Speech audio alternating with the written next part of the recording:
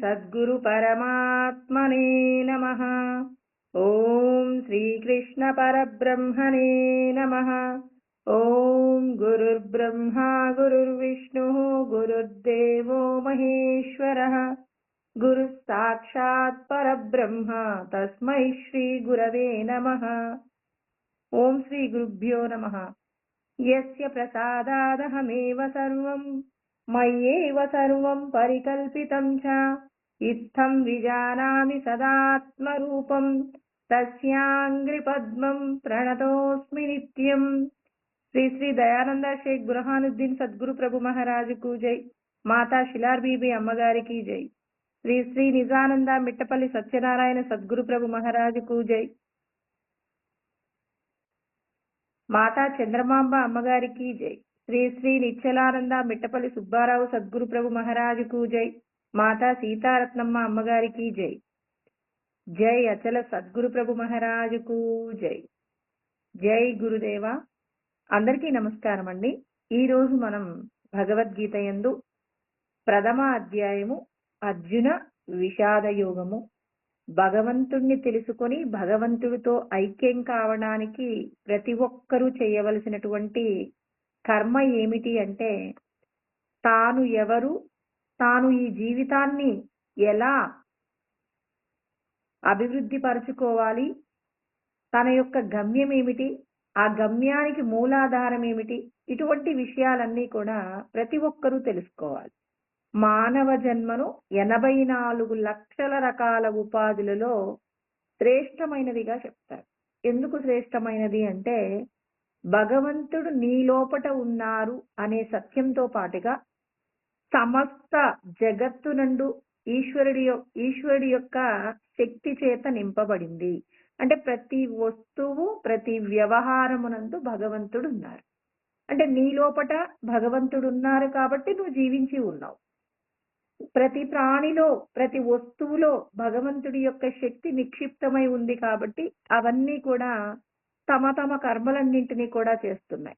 అంటే భగవంతుణ్ణి తెలుసుకోవాలనేటటువంటి కోరిక ఎప్పుడు కలుగుతుంది అంటే, మన లోపట భగవంతుడున్నాడనేటటువంటి తలంపు మనకు కలగాలి అంటే, మనము చేసేటటువంటి కర్మలు పరమాత్మకు నచ్చేవిగా ఉన్నప్పుడు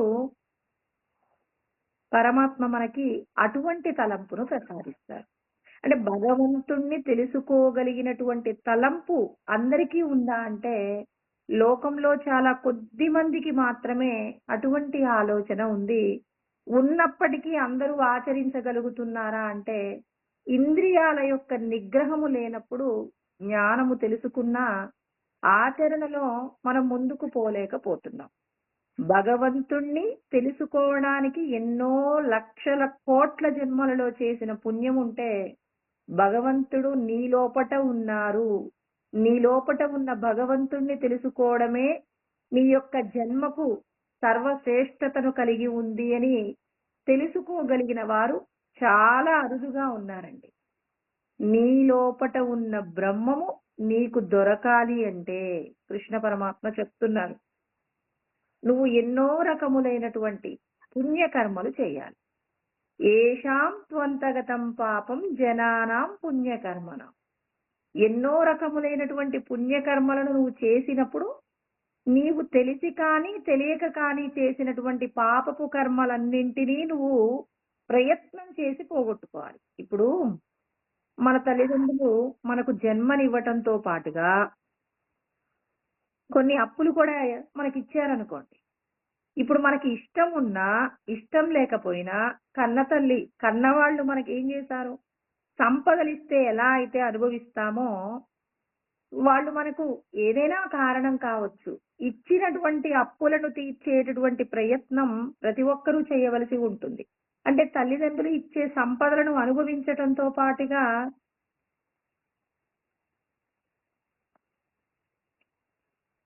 ఇచ్చే సంపదలతో పాటుగా వాళ్ళు మనకేంటి, ఇంకా ఏదైనా మనకు ఆ అప్పులు కూడా ఇచ్చారనుకోండి, వాటిని కూడా తీర్చవలసినటువంటి బాధ్యత ప్రతి ఒక్క పిల్లవాడికి కూడా బాధ్యత ఉంటుంది. పిల్లవాడు అంటే మగవాళ్లకు మాత్రమే అన్నానని కాదండి.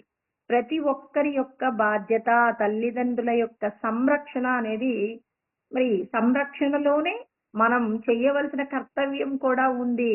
అంటే వాళ్ళకు సంబంధించిన ప్రతిదీ కూడా మన వంతుగా మనం నెరవేర్చవలసి ఉంటుంది కదా! అదే విధంగా ఈ జీవుడు తాను పూర్వజన్మలలో తెలిసి చెయ్యవచ్చు, తెలియకుండా చెయ్యవచ్చు. చేసినటువంటి పాపపు కర్మలన్నింటినీ ఈ జన్మ ప్రయత్నం చేత దానము చెయ్యవలెను, ధర్మము చెయ్యవలెను, మంచి మాటలు మాట్లాడవలెను. అంటే పుణ్యం వచ్చేటటువంటి కార్యాలు ఉంటాయో వాటన్నింటినీ ఎవరైతే చేస్తూ ఉంటారో, అలా చేసి కొంత ధనాన్ని కూడబెట్టి, అప్పున్నప్పుడు కొంత ధనాన్ని కూడబెట్టి అప్పును రుణం నుండి ఎలా విముక్తులమవుతామో అదే విధంగా పూర్వజన్మలలో చేసినటువంటి కర్మలన్నింటినీ కూడా మనం ఏం చెయ్యాలి అంటే, మనం ఈ జన్మ ప్రయత్నం చేత పుణ్యకర్మల ద్వారా పాప కర్మలన్నింటినీ కూడా మనం పోగొట్టుకోవాలి. భగవంతుణ్ణి తెలుసుకోవాలనే కోరిక నీకుంటే, ఆ కోరిక నెరవేరాలి అంటే నువ్వు చేసేటటువంటి ప్రతిదీ కూడా భగవంతుడు చెప్పిన ధర్మంలో ఇమిడి ఉండేలాగా చూసుకోవాలి. చాలా మంది అంటారు, నేను చాలా పుణ్యకర్మలు చేస్తానండి, ఎవరిని కూడా కావాలని ఎప్పుడు నా నోటితో ఒక చెడ్డ మాట కూడా అనను అంటారు. కానీ వాళ్ళకి కోపం వచ్చిందనుకోండి, ఏం చేస్తారు? ఆ కోపాన్ని కంట్రోల్ చేసుకోలేక కావాలని కాకపోయినా గట్టిగా మాట్లాడేస్తారు. ఇప్పుడు మనల్ని ఎవరైనా కొంచెం గట్టిగా మాట్లాడారనుకోండి, వెంటనే మన మనసుకు బాధ కలుగుతుంది. ఇప్పుడు మనకి కూడా కావాలని ఏం లేదు, కోపం వచ్చింది. తన దగ్గర ఏదో లేదు. ఆ లేదనేటటువంటి కోపంలో ఎదురుగా ఎవరో వెళ్తున్నారు. అమ్మా జాగ్రత్తగా వెళ్ళండి అని కొంచెం గట్టిగా అన్నారనుకోండి, పిలిచేటటువంటి మాట, చెప్పేటటువంటి మాట ఏంటండి? జాగ్రత్త అంటున్నారు. అంటే చూసుకొని నడవండి, కింద పడిపోతారు అని చెప్పి జాగ్రత్తగా వెళ్ళండి అనటంలో నీ పిలుపులో ఏముంది? కాఠిన్యత ఉంది. కృష్ణ పరమాత్మ ఏమంటారు? అనుద్వేగకరం వాక్యం సత్యం ప్రియహితం చేయత్. ఉద్వేగపూర్వకంగా నువ్వు మాట్లాడకూడదు. నువ్వు మాట్లాడేది అవతలి వారికి ప్రియమే అయినప్పటికీ కూడా నువ్వు కాఠిన్యతతో మాట్లాడటానికి వీల్లేదు అని పరమాత్మ చెప్తున్నారు. అంటే భగవంతుడు చెప్పినటువంటి మాట ప్రకారంగానే మనకి కోపం వస్తుంది కదండి. ఇప్పుడు జాగ్రత్తగా వెళ్ళండి అని చెప్పడం అంటే వాళ్ళకి తెలుసు, తర్వాత వీళ్ళు మెట్టు దిగుతుంటే ఆ మెట్టు మిగిలిన మెట్ల కంటే కూడా కాస్త ఎత్తైనటువంటి మెట్టు, అక్కడ మెట్టు ఉంది అని చెప్పేసి పొరపాటున దిగితే కింద పడి దెబ్బ తగులుతుంది. ఆ విషయం తెలిసినటువంటి ఇంటి ఆవిడ జాగ్రత్తగా చూసుకొని వెళ్ళు అని చెప్పడాన్ని ఆ గొంతు యొక్క స్వరములో కొంత కాఠిన్యత కనపడింది. ఇప్పుడు ఆమె కింద పడిన దానికంటే కూడా ఆమె పలికినటువంటి మాటకు ఎక్కువగా బాధపడతారండి.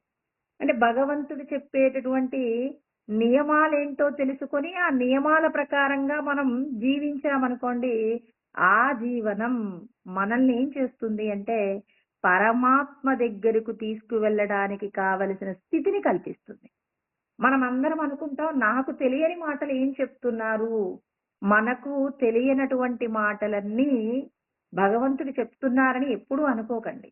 మనకి తెలిసినటువంటి మాటలే మన తల్లిదండ్రులు మనకు ఉగ్గుపాలతో పోసినటువంటి మాటలనే ఇక్కడ మనం పరమాత్మ శాస్త్రంలో ఇలా చెప్పారు అని చెప్తున్నాం. మన అమ్మా నాన్న మనకు చెప్పని మాటలు ఇక్కడ కృష్ణ పరమాత్మ ఏమైనా చెప్తున్నారా? అందరూ భగవంతుడి యొక్క అంశ అయినప్పుడు శ్లోకాలు తెలియకపోయినా శ్లోకాల యొక్క అర్థాన్ని విశ్వమంతటా కూడా ఆయన ఎవరికి తగిన విధంగా వ్యవహారికంలో భగవంతుడు అందరికీ అన్ని విధాలా ఏర్పాటు చేశారు. శాస్త్రం తెలిసిన వాళ్ళు ఈ పలానా కృష్ణ పరమాత్మ పలానా శ్లోకంలో పలానా విధంగా అన్నారు అంటున్నప్పుడు, ఓ భగవంతుడు ఇలా అంటున్నారా అంటే నీకు తెలియని మాట అంటే విన్న తర్వాత ఏమంటావు? అయ్యో నాకు తెలియని మాట ఏం చెప్పలేదు కదండి. తెలిసిన మాటనే మరొక్కసారి పరమాత్మ గుర్తు చేస్తున్నారు. భగవంతుడు చెప్పిన మాటను గుర్తు పెట్టుకొని, మన అమ్మా నాన్న చెప్పిన మాట, మన శ్రేయోభిలాషులు చెప్పినటువంటి మాట మనం ఏం చేస్తాం? వింటాం, మర్చిపోతామండి. కానీ భగవంతుడు చెప్పారు అన్నప్పుడు మనకు జాగ్రత్త పెరుగుతుంది. పరమాత్మయే స్వయంగా చెప్తున్నారు. నీ యొక్క మాట యందు కాఠిన్యత లేకుండా చూసుకో అని భగవంతుడు చెప్పే సత్యాలు. అంటే పరమాత్మ చెప్పినటువంటి విధంగా మనం జీవించినప్పుడు నీ లోపట ఉన్న ఈశ్వర తత్వాన్ని నువ్వు అర్థం చేసుకోగలుగుతావు. నహి జ్ఞానేన సదృశం పవిత్రమిహ విద్యతే. ఈ లోకంలో ఏదైనా ఒక పవిత్రమైన వస్తువు ఉంది అంటే అది జ్ఞానమే అని పరమాత్మ చెప్తున్నారు. 4వ అధ్యాయం 38వ శ్లోకంలో చెప్తున్నారండి. జ్ఞానానికి మించినటువంటి పవిత్రమైన వస్తువు ఈ లోకంలో లేదు. ఏంటి జ్ఞానము? మా గురువు గారి దగ్గరికి వెళ్ళి ఉపదేశం తీసుకున్నాను, ఇదే నా జ్ఞానము. ఏమని ఉపదేశం తీసుకున్నావు? అంతటా ఈశ్వరుడు ఉన్నారనేటటువంటి జ్ఞానాన్ని నువ్వు తీసుకున్నావు. అంతే కదండి. గురువు గారి దగ్గర నువ్వు ఉపదేశం తీసుకున్నావు అంటే అంతటా భగవంతుడు ఉన్నారండి. ఆ భగవంతుడిని మీరు ఎలా చూసుకోవాలి? మిమ్మల్ని మీరు ఎంత ప్రేమగా ఎంత జాగ్రత్తగా చూసుకుంటారో అదే విధంగా ప్రతి ఒక్కరి పట్ల కూడా అదే విధంగా మెలగండి అని ఆత్మౌపమ్యేన సర్వత్ర సమం పశ్యతి అర్జున. సుఖం వా యది వా దుఃఖం సయోగి పరమో మతః.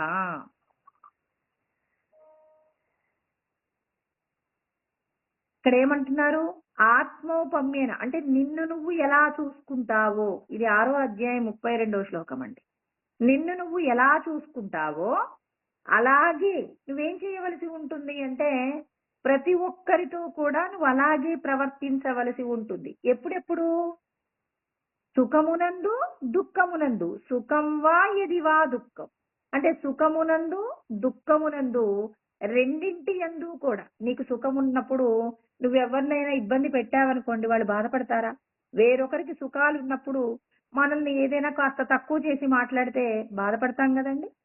అదే విధంగా నీకేదైనా దుఃఖం కలిగినప్పుడు ఎవరైనా మిమ్మల్ని ఓదార్చకపోతే మీరు బాధపడతారు కదా. వేరొకరు దుఃఖంలో ఉన్నప్పుడు కూడా వాళ్ళను కూడా మీరు ఓదార్చకపోతే వాళ్ళు కూడా బాధపడతారు కదా. అంటే నీకు సుఖం ఉన్నప్పుడు దుఃఖం ఉన్నప్పుడు నువ్వు ఎలా కోరుకుంటావు, అదే విధంగా ఇతరులను కూడా నువ్వు అదే విధంగా ఆదరించవలసి ఉంటుంది అనే సత్యాన్ని సద్గురువు మనకు జ్ఞానోపదేశం చేశారు. ఈ ఉపదేశాన్ని ఎవరైతే జీర్ణం చేసుకుంటారో, ఒక పండు తిన్నప్పుడు ఆ పండు మన శరీరంలోకి జీర్ణమయ్యి అది శక్తి రూపంలోకి మారిందనుకోండి, ఇప్పుడు ఏమవుతుంది? అది శక్తి రూపంలోకి మన శరీరంలోకి శక్తి రూపంలో మారింది అనంటే ఇప్పుడు మనం ఉత్సాహంగా ఉంటామండి. అదే విధంగా గురువు గారు చెప్పిన జ్ఞానాన్ని కూడా జీర్ణం చేసుకున్నప్పుడు ఆ జీర్ణమైనటువంటి విషయం ఏదైతే ఉందో ఆ విషయంతో నీ యొక్క మనుగడ, నువ్వు తీసుకునే ఆహారము, నువ్వు నివసించేటటువంటి జీవనంలో నువ్వు అనుసరించేటటువంటి మార్గాలన్నీ కూడా భగవంతుణ్ణి మెప్పించేలాగా ఉండాలి. భగవంతుడు నా లోపల ఉన్నారనే సత్యం నేను తెలుసుకున్నానని సంతోషపడటమే కాదు, ఆ సంతోషాన్ని నిలబెట్టుకోవాలి. నా దగ్గర సంపదలు ఉన్నాయండి అన్నారనుకో, నీ యొక్క సంపదల చేత వేరొకరికి హాని కలగకుండా వీలైతే ఇతరులకు ఉపకారం కలిగేలాగా నువ్వు ప్రవర్తించినప్పుడు నీ సంపదలు అందరికీ కూడా శ్రేయస్సును కల్పిస్తాయి. నీకు సంపద ఉన్నప్పుడు చుట్టూ ఉన్న వాళ్ళని నీ మాటల చేత నీ ప్రవర్తన చేత నువ్వు ఇబ్బంది పెడుతున్నప్పుడు నీకు సంపదలు ఉండడం చుట్టూ ఉన్న వారికి హాని జరుగుతుంది. అంతే కదండి. ఇప్పుడు మా ఇంట్లో పెద్ద టేప్ రికార్డర్ ఉందనుకోండి, ఉంటే ఏం చేస్తాను, నేను పెద్ద సౌండ్ పెట్టాను. చుట్టూ ఉన్న వాళ్ళు ఎవరి పనులు వాళ్ళు చేసుకుంటున్నారు. పూజ చేసుకునే వాళ్ళు పూజ చేసుకుంటున్నారు, చదువుకునే పిల్లలు చదువుకుంటున్నారు, ఎవరి పనులు వాళ్ళకి. నీకు సంతోషంగా ఉంది అని చెప్పేసి అందరూ నువ్వు పెట్టిన పాటలు వినాలని ఏమైనా ఉందా? లేదు కదా. అంటే నీ సంతోషం వేరొకరికి ఇబ్బంది కలిగింది అంటే ఇప్పుడు నువ్వు చుట్టూ ఉన్న వారికి ఇబ్బందా లేదా? అంటే భగవంతుడి యొక్క జ్ఞానం నీకుంది అంటే ఇతరులకు నువ్వు మేలు చేస్తున్నావా, హాని చేస్తున్నావా? నీ ఇంట్లో ఒక వస్తువు ఉంది, ఆ వస్తువును నువ్వు నీకు కావలసిన విధంగా వాడుకో, ఇతరులకు ఇబ్బంది కలగకుండా. ఇది జ్ఞానం. అంటే భగవంతుడి యొక్క జ్ఞానానికి మించిన పవిత్రమైనటువంటి వస్తువు ఇక లోకంలో ఏదీ లేదు అని చెప్పేసి ఇక్కడ మనకు కృష్ణ పరమాత్మ చెప్తున్నారు. అర్జునుడి యొక్క విషాదం ప్రారంభమైందండి. కృష్ణ పరమాత్మ ఏం చేశారు? 2 సేనల మధ్యలో మరి నిలబెట్టారండి. అలా నిలబెట్టగానే అర్జునుడు ఏమంటున్నారు? సీదంతి మమ గాత్రాని ముఖంచ పరిశుష్యతి వేపతుచ్చ శరీరే మే రోమహర్షచ్చ జాయతే గాంధీవం స్రంసతే హస్తాత్ త్వచ్చైవ పరిదశ్యతే నచ శక్నోమ్యవస్థాతుం భ్రమతీవ చ మే మనః.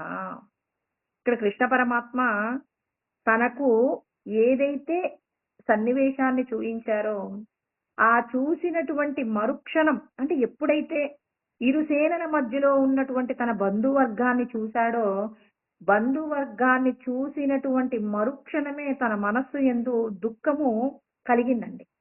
ఆ దుఃఖము చేత తన యొక్క భౌతికమైనటువంటి దేహానికి కావలసిన శక్తి అంతా తరిగిపోయింది. ఇప్పుడు మనం సంతోషంగా ఉన్నామండి, సంతోషంగా ఉన్నాము. అలాంటి సందర్భంలో మన ఇంటికి ఎవరో వచ్చి ఒక అశుభకరమైనటువంటి విషయం గురించి చెప్పారు. అంటే నువ్వు బాధపడటానికి ఏ వస్తువు అయితే, అంటే నువ్వు బాధపడాలంటే నీ వాళ్ళకి ఎవరికో నీకు దగ్గరగా ఉన్న వాళ్ళకి ప్రమాదం జరిగిందని చెప్పారనుకోండి, ఒక్కసారిగా మనం అలా నిల్చున్నటువంటి వాళ్ళని కింద పడిపోయే అవకాశం ఉంటుంది. అదే పరిస్థితి ఇక్కడ అర్జునుడికి కూడా కలిగిందండి. ఇప్పుడు నీకు పరమ ప్రీతి కలిగించే వారికి హాని జరిగింది అంటే నువ్వు ఆ విషయాన్ని తట్టుకోగలుగుతావా? ఖచ్చితంగా నువ్వు తట్టుకోలేవు. ఒక్క క్షణం సరే, తర్వాత పరిస్థితులు ఎలా ఉన్నా ఆ క్షణంలో నువ్వేమవుతావు? నీ లోపట ఉన్నటువంటి నీ భౌతిక దేహమునందు ఉన్న శక్తి అంతా హరించుకుపోతుంది. ఇక్కడ అర్జునుడు కూడా 3 లోకాలను జయించినటువంటి చక్రవర్తి అండి. 3 లోకాలు అంటే మరి ఆయన దేవతాది లోకాలలో విజయాన్ని పొంది ఉన్నారు. మరి రాక్షసుల చేత యుద్ధము చేసి విజయాన్ని పొంది ఉన్నారు. భూలోకంలో కూడా అతనికి శత్రువులు ఎవరూ లేరు. మరి ఎన్నో అస్త్రశస్త్రములు కలిగినటువంటి అర్జునుడు ఏమంటున్నారు? నా శరీరంలో వణుకు కలుగుతుంది అంటున్నారు. నా నోరు ఎండిపోతుంది, నా శరీరంలో ఉన్న అవయవములన్నీ కూడా శిథిలమైపోతూ ఉన్నాయి. ఇంకా ఏం జరుగుతుంది? గాంధీవం సంసతే హస్తాత్, మరి చేతిలో గాంధీవం పట్టుకోవడానికి కావలసిన శక్తి కూడా లేదు. నచ శక్నోమ్యవస్థాతుం అంటున్నారు. నిలబడటానికి కావలసిన శక్తి కూడా నాకు లేదు. భ్రమతీవ చ మే మనః, నా కళ్ళు తిరుగుతూ ఉన్నాయి, నా మనసు స్థిరంగా ఉండటం లేదు. అంటే ఇక నేను ఏమీ చెయ్యలేనటువంటి స్థితిలోకి వెళ్ళిపోతున్నా. అంటే పూర్తిగా తన వాళ్ళందరూ తన చేతిలో మరణిస్తే అటువంటి పరిస్థితులలో జరిగేటటువంటి పరిస్థితులు ఎలా ఉంటాయి? అంటే మన వాళ్ళందరూ లేకపోయినా మనం జీవిస్తామా? దీనికి సంబంధించి ఒక చిన్న ఉపమానం అండి. ఒక కోతుల గుంపు పరిగెడుతూ ఉంది. కోతుల గుంపు అంటేనే వనమంతా విహరిస్తూ ఉంటాయి కదా. ఈ వనమంతా విహరిస్తూ ఉన్నప్పుడు అనుకోకుండా ఎక్కడి నుంచో, అంటే పైనుంచి జల ప్రవాహం, వర్షం కారణంగా జల ప్రవాహం వస్తుందండి. అసలు అలా జల ప్రవాహం అటువైపు వస్తుందని ఆ కోతులు ఎప్పుడు కూడా గమనించలేవు. అప్పుడప్పుడు ఆ జలపాతాలు ఎప్పుడో 10 సంవత్సరాలకు 20 సంవత్సరాలకు ఒకసారి అక్కడ ఉన్నటువంటి పెద్ద పెద్ద కొండల్ని తాకుతూ వస్తూ ఉంటాయి అంటారు కదా. ఆ కోతుల గుంపు ఎప్పుడు అక్కడ అటువంటి ప్రమాదం ఉంటుంది అని చెప్పేసి అనుకోలేదండి. అటువంటి సందర్భంలో ఏం చేసింది అంటే, ఈ కోతులన్నీ గుంపులుగా వస్తుంటే ఆ నీటి ప్రవాహాన్ని చూశాయి. చూడగానే ఆ కోతులకు రాజైనటువంటి మరి కోతి రాజు ఏం చేశాడంటే, అక్కడ ఉన్నటువంటి తన యొక్క వానర సైన్యాన్నంతా రక్షించడం కోసం ఒక చెట్టు, ఒక పెద్ద ఎత్తైనటువంటి చెట్టును చూసి ఆ కోతులందరికీ చెప్పింది, మీరందరూ కూడా పైకెక్కండి అని చెప్పేసి ఆయన కిందుండి అందరినీ పైకెక్కిచ్చాడండి. అలా పైకెక్కిస్తూ ఉన్నప్పుడు ఆ ప్రవాహం ఇంకా పెరుగుతుంది. ఆ ప్రవాహం పెరుగుతున్నప్పుడు ఆ చెట్టు సగానికి పైగా నీళ్లు మునిగిపోతూ ఉన్నాయి. ఇప్పుడు అయ్యో, నా భార్యా పిల్లలు ఎక్కడున్నారు? నా భార్యా పిల్లని నేను పట్టించుకోనే లేదు, ప్రవాహం పెరిగిపోతుంది. ఇప్పుడు ఈ వానర సైన్యాన్ని రక్షించడమా, నా కుటుంబాన్ని నేను రక్షించుకోవడమా? వీళ్ళందరూ లేకపోయినా ఏం పర్వాలేదు, నా కుటుంబాన్ని నేను రక్షించుకోవాలి కదా. ఇప్పుడు నేను జీవించి ఉన్నప్పుడు నా పిల్లలు లేకుండా ఏంటండి? నా భార్య, నా పిల్లలు ఎక్కడున్నారని చెప్పేసి ఇప్పుడు ఆయన పైకెక్కుతూ అక్కడ ఉన్నటువంటి వానర సైన్యాన్ని ఒక్కొక్క దాన్ని ఆయన ఏం చేస్తున్నాడు? వాటిని దాటుకుంటూ వెళ్ళేటప్పుడు తాను దాటుకుంటూ వెళ్ళిపోతున్నప్పుడు కొన్ని వానరాలు ఏం చేస్తున్నాయి? పట్టు తప్పి నీళ్ళల్లో పడిపోతున్నాయి. అయినా పర్వాలేదు. నా కుటుంబం బావుండాలని అక్కడ ఉన్నటువంటి వాళ్ళ పిల్లల్ని అక్కడొక పిల్లని, అక్కడో పిల్లను తీసేసుకొని పైకెళ్ళిపోతూ ఉందండి. భార్యని తీసుకొని పైకెళ్ళింది. ఇది రజోగుణం. ప్రవాహం రాగానే అందరూ బాగుండాలి అనుకుంటే సత్వగుణం. ప్రవాహం పెరుగుతున్నప్పుడు భార్యా బిడ్డలు ఉండాలనుకోవడం రజోగుణం. ఇంకా ప్రవాహం పెరుగుతుందండి. ఇప్పుడు ఆ చెట్టు యొక్క స్థాయి ఎంత అంటే చిట్ట చివర ఉన్నటువంటి చిటారు కొమ్మలకు కూడా నీళ్లు వచ్చేటటువంటి ప్రమాదం కనపడింది ఆ కోతిరాజుకి. ఇప్పుడు కనపడగానే ఇప్పుడు నా పిల్లలు, నా భార్య ఉండాలా? నేనుండాలా? అంటే ఇప్పుడు నా పిల్లలు లేకపోయినా నా భార్య ఉంటే తోడు నీడ. ఇప్పుడు ఇంకా నీళ్లు పైకొస్తే నా భార్య కంటే నేనుండటం ముఖ్యమని చెప్పేసి ఫస్ట్ ఈ 2 పిల్లల్ని నిలబెట్టి, ఆ పిల్లల మీద భార్యని నిలబెట్టి, భార్య పైన కోతి నిలబడింది. ఎందుకు? ఇది తమో గుణంతో కూడి. నేనుంటే నేను మళ్ళీ తర్వాత పెళ్లి చేసుకుంటాను. నాకు ఇంకో కోతి దొరుకుతుంది. మళ్ళీ సంతానం కలుగుతుంది. నేనుండాలి కదా అని తమో గుణం. ఎందుకు ఈ మాట చెప్తానంటే ఇక్కడ యుద్ధం చెయ్యాలి అన్నప్పుడు అర్జునుడికి ఏం కనపడింది అంటే తమల్ని ఇబ్బంది పెట్టినటువంటి వాళ్ళని చంపాలి అనుకున్నారండి. చంపాలి అనుకున్నారంటే ఇక్కడ పగ, ప్రతీకారం అనేవి మనసులో కదిలాయి. వాళ్ళు పెట్టినటువంటి బాధలన్నింటికి కూడా మరి అర్జునుడు తన ఆ సోదరులందరూ కూడా బాగా బాధపడ్డారు. మేము చాలా నెమ్మదిగా ఉన్నాం. 5 ఊర్లు ఇవ్వమన్నా లేదు మేమివ్వము అన్నారు. గుండు సూది మోపేటటువంటి ప్రదేశం కూడా ఇవ్వను అన్నారు. పైగా వీళ్ళు యుద్ధం చెయ్యటానికి వీళ్ళు ఎందుకు ఇష్టపడలేదు అంటే ఎంతో ప్రమాదం జరుగుతుంది. కోటాను కోట్ల మంది యుద్ధం జరిగినప్పుడు చనిపోతారు. ఇంతమందికి ప్రాణహాని కలగటం ఎందుకు అని చెప్పేసి మరి వాళ్ళు ఎంతో సహనంగా ఉండే ప్రయత్నం చేసినప్పుడు మరి కౌరవ పక్షము వీళ్ళని చేతగాని వారిలాగా చూశారు కాబట్టి అప్పుడు వీళ్ళలో కూడా పౌరుష పరాక్రమాలు ఉన్నాయి. మేము కూడా యుద్ధం చేసైనా మా రాజ్యాన్ని మేము సంపాదించుకోగలము అని చెప్పేసి అనుకుని యుద్ధానికి సన్నద్ధమయ్యారండి. యుద్ధానికి సన్నద్ధమైన తర్వాత ఇక్కడ అర్జునుడికి అంటే ఇక్కడ కోతి కథ నేను చెప్పాను అంటే అంటే సహజంగా ఒక వ్యక్తిలో కదిలేటటువంటి ఇక్కడ కోతిని ఆధారంగా మన జీవన విధానాన్ని కూడా మలుచుకోవచ్చండి.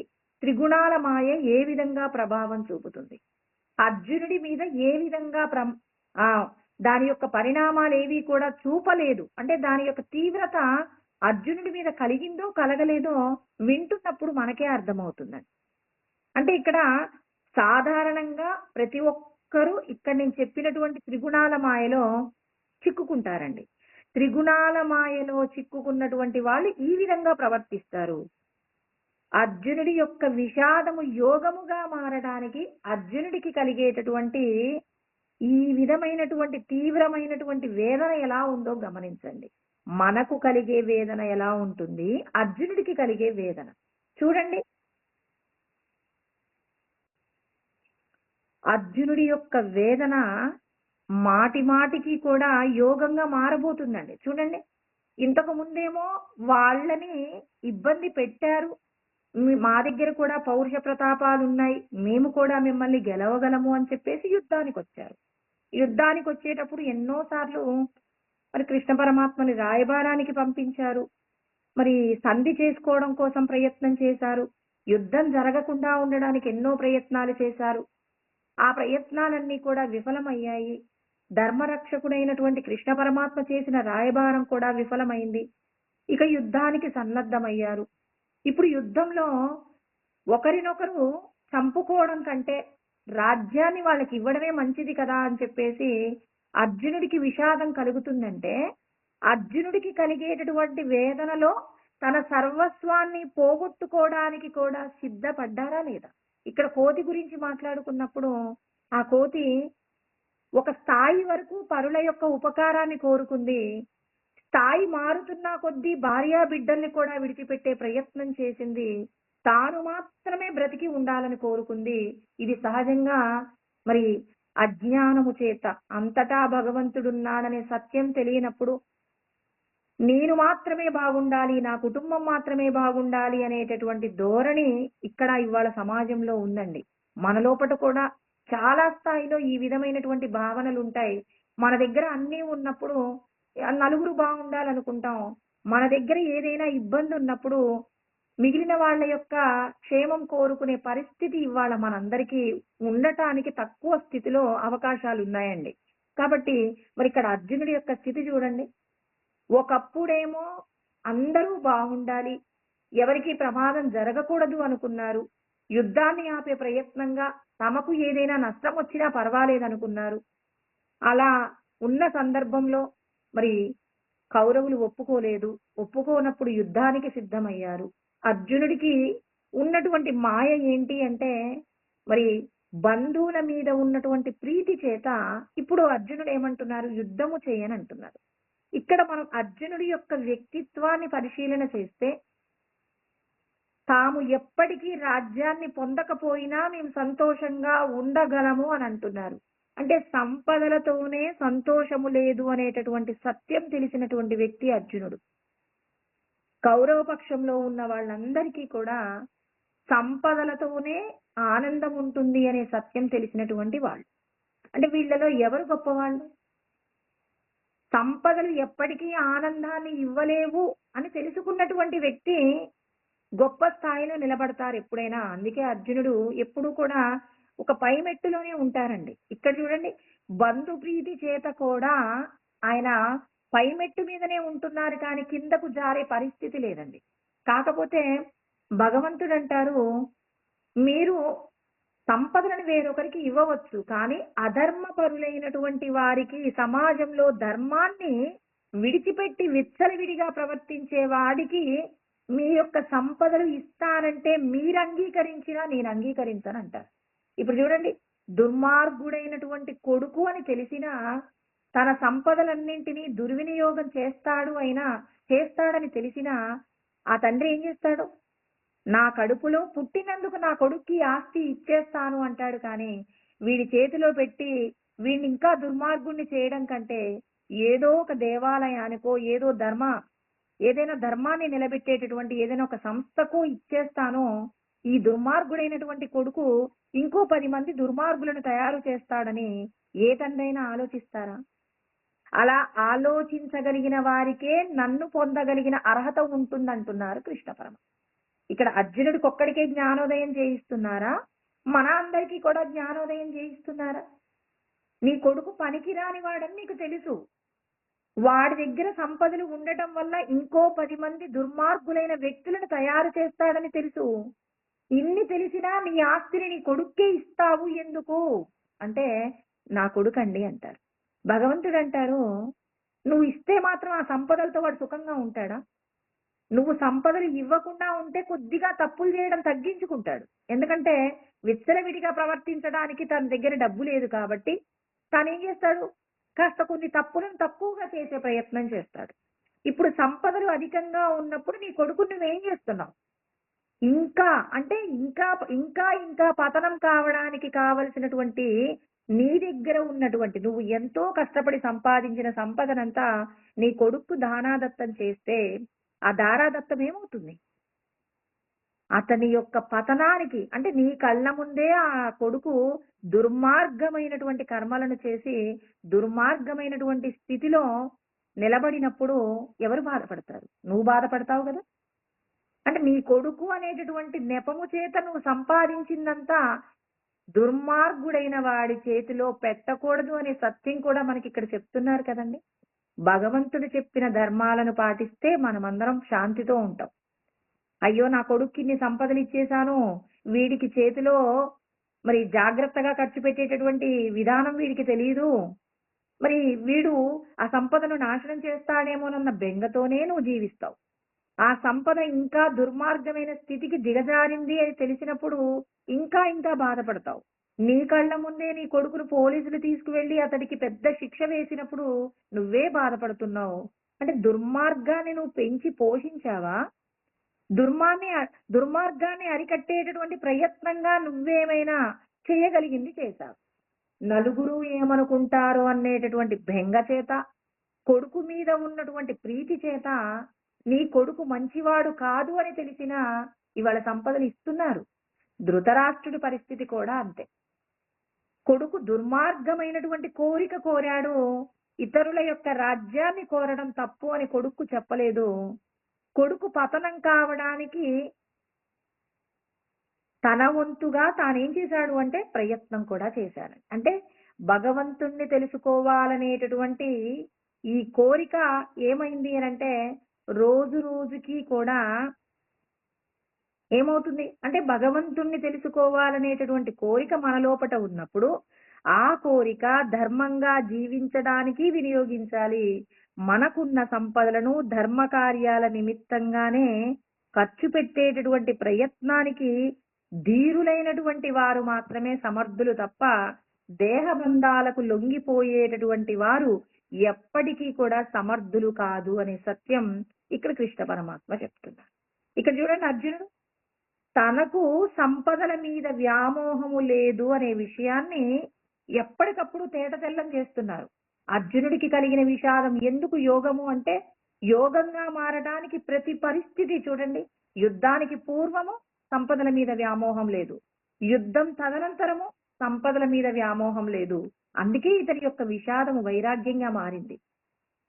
వైరాగ్యము యోగముగా కూడా మారిందండి. చూడండి ఇక్కడ ఏమైంది, దేహబంధాల మీద ఉన్న ప్రీతి చేత మా సంపదలన్నీ కూడా ఎవరికి ఇస్తాము, కౌరవులకు ఇచ్చేస్తారనే మాట కూడా అంటున్నారు. అనటానికి ముందు అంటున్నాడు ఆయన, ఏమంటున్నారంటే కృష్ణ యుద్ధం చేయడానికి కావలసినటువంటి ఆనుకూల్యత ఇప్పుడు కనిపించట్లేదు. యుద్ధానికి రాకపూర్వము ఏమన్నాడు, మేము చేతగాని వారి అనుకుంటున్నారు, మేమేంటో మా పౌరుష పరాక్రమాలేంటో నిరూపించుకుంటాం, మేము యుద్ధంలోనే గెలుస్తాము అన్నారు. అంటే ఎంతసేపు ఇక్కడ పగా ప్రతీకారాలే నడుస్తున్నాయి కానీ ధర్మానికి సంబంధించినటువంటి ఆలోచన లేదండి. ఎక్కడైనా కనిపిస్తుందా? యుద్ధం చేయనన్నారు, ఫస్ట్ బాగుంది, అప్పుడు ఎంతో మంది మరణిస్తారు, యుద్ధం చేయడం వల్ల పెద్ద ప్రమాదం జరుగుతుంది అన్నారు, అక్కడి వరకు బాగుంది.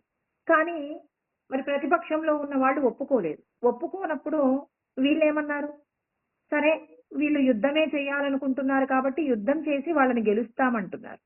యుద్ధం గెలవటానికి భగవంతుడు చెప్పిన ధర్మం కూడా తోడవ్వాలి అనేది కృష్ణ పరమాత్మ యొక్క లక్ష్యం.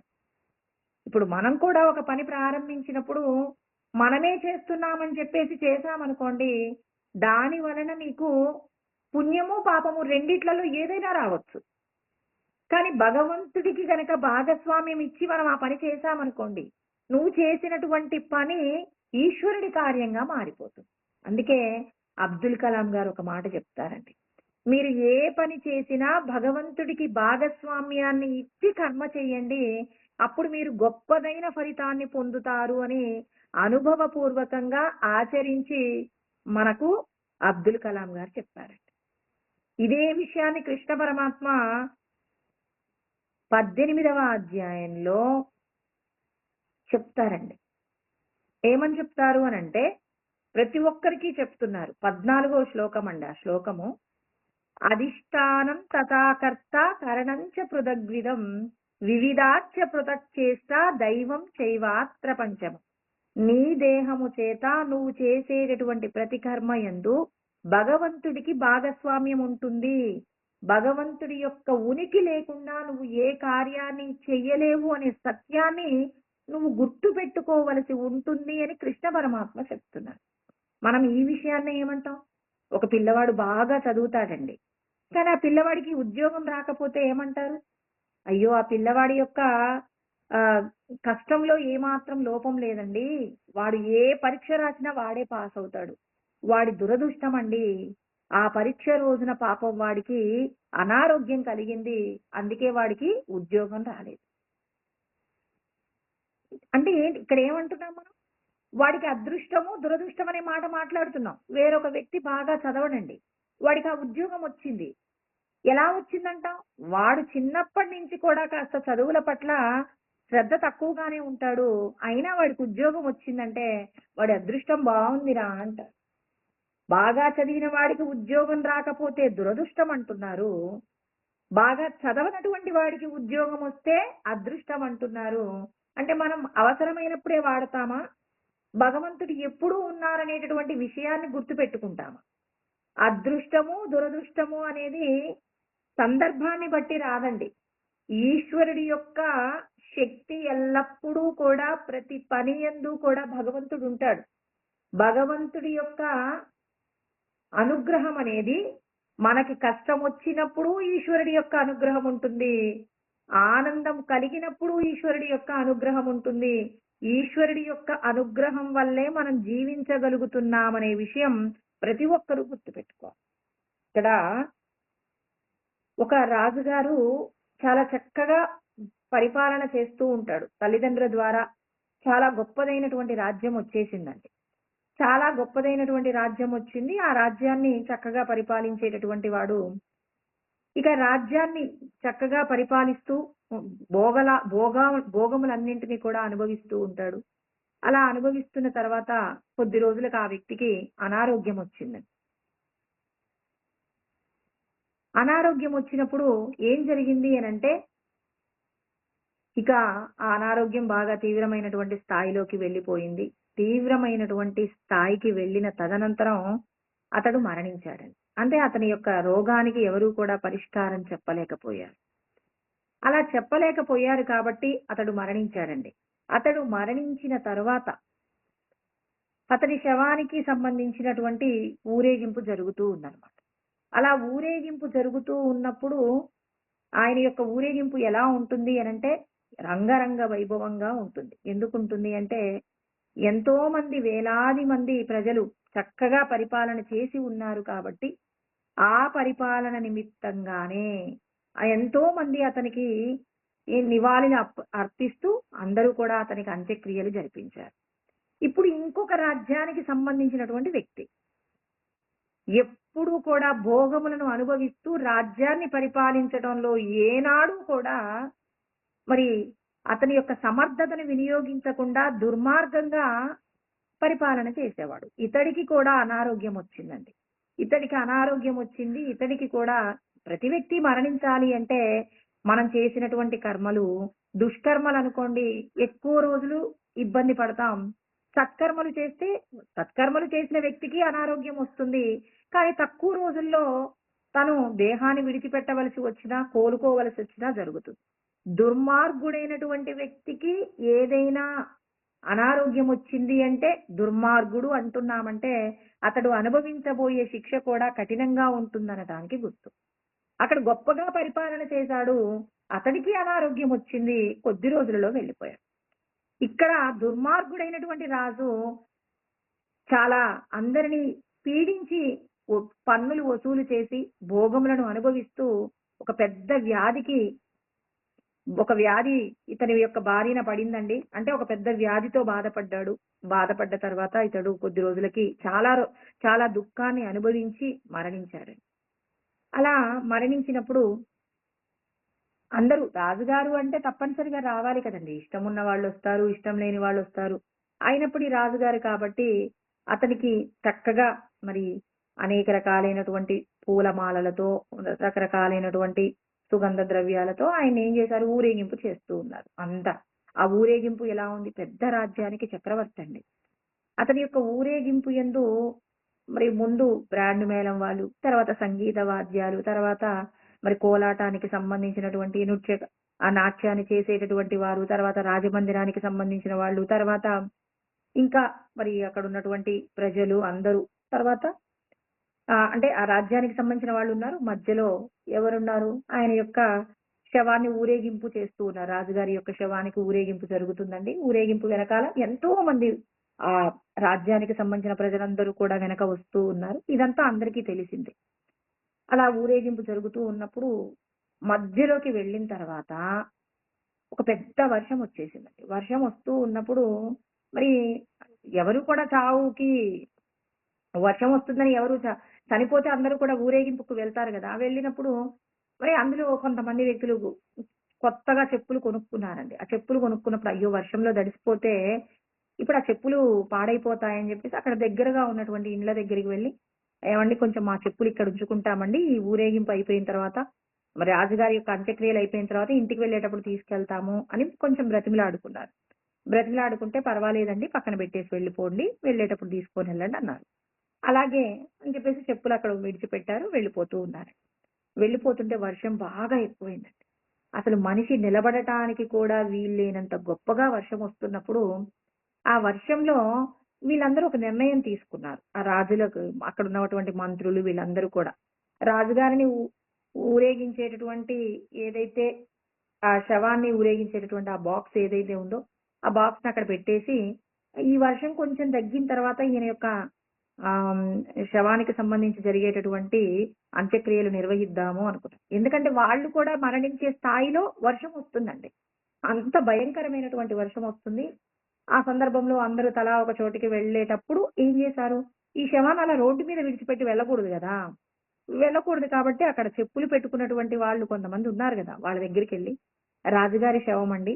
కాసేపు ఇక్కడ ఉంచండి. వర్షం వెలిసిన తర్వాత తీసుకెళ్తానంటే" "అయ్యా! మీరు చెప్పులు పెట్టుకుంటానంటే మేము అంగీకరించాము కానీ, ఈ శరీరాన్ని మేము మా ఇంటి ముందు పెట్టుకుంటాము. శవాన్ని ఇంటి ముందు పెట్టడం అది రాజుగారి యొక్క శవమే అయినా ఇంటి ముందు పెట్టుకోవడం అంటే రాజుగారి యొక్క పరిపాలనను అంగీకరిస్తారు కానీ, వాళ్ళింట్లో ఉన్నటువంటి వాళ్ళకేదైనా ప్రమాదం జరుగుతుంది. శవాన్ని మా ఇంటి ముందు ఉంచుకుంటే, మా ఇంట్లో వాళ్ళకేదైనా ప్రమాదం జరుగుతుందనే బెంగనే కదండీ మనకుండేది. కాబట్టి వస్తువులనేవైనా వాళ్ళ ఇంట్లో పెట్టుకోవడానికి ఒప్పుకున్నారు కానీ, మా ఇంటి ముందు శవాన్ని పెట్టుకోవడానికి మేము ఒప్పుకోము. మీరైతే పెట్టుకోనిస్తారా? అని వాళ్ళని ఎదురు ప్రశ్న అడుగుతున్నారండి. అలా అన్నప్పుడు ఎవరి భయం వాళ్ళకుంటుంది గదా! అన్నప్పుడు ఏం జరిగిందిక్కడ? అంటే శవము కంటే కూడా చెప్పులకు ఎక్కువ ప్రాధాన్యత ఉంది. అంటే వస్తువుకున్నటువంటి కాలికి వేసుకునే చెప్పుకి ఎక్కువ ప్రాధాన్యత ఉంది కానీ, ఇక్కడ రాజుగారు రాజ్యాన్ని పరిపాలించేటటువంటి వ్యక్తి. రాజుగారొస్తున్నారంటే నేల మీద పడుకొనైనా నమస్కారం చేయించుకునే దుర్మార్గుడైన రాజుందనుకోండి. రాజుగారి యొక్క రాజుగారికి ఏం చేస్తారు? అందరూ కూడా నమస్కారం చేస్తారు. ఎలా నమస్కారం చేయమన్నా వంగి నమస్కారమైనా చేస్తారు.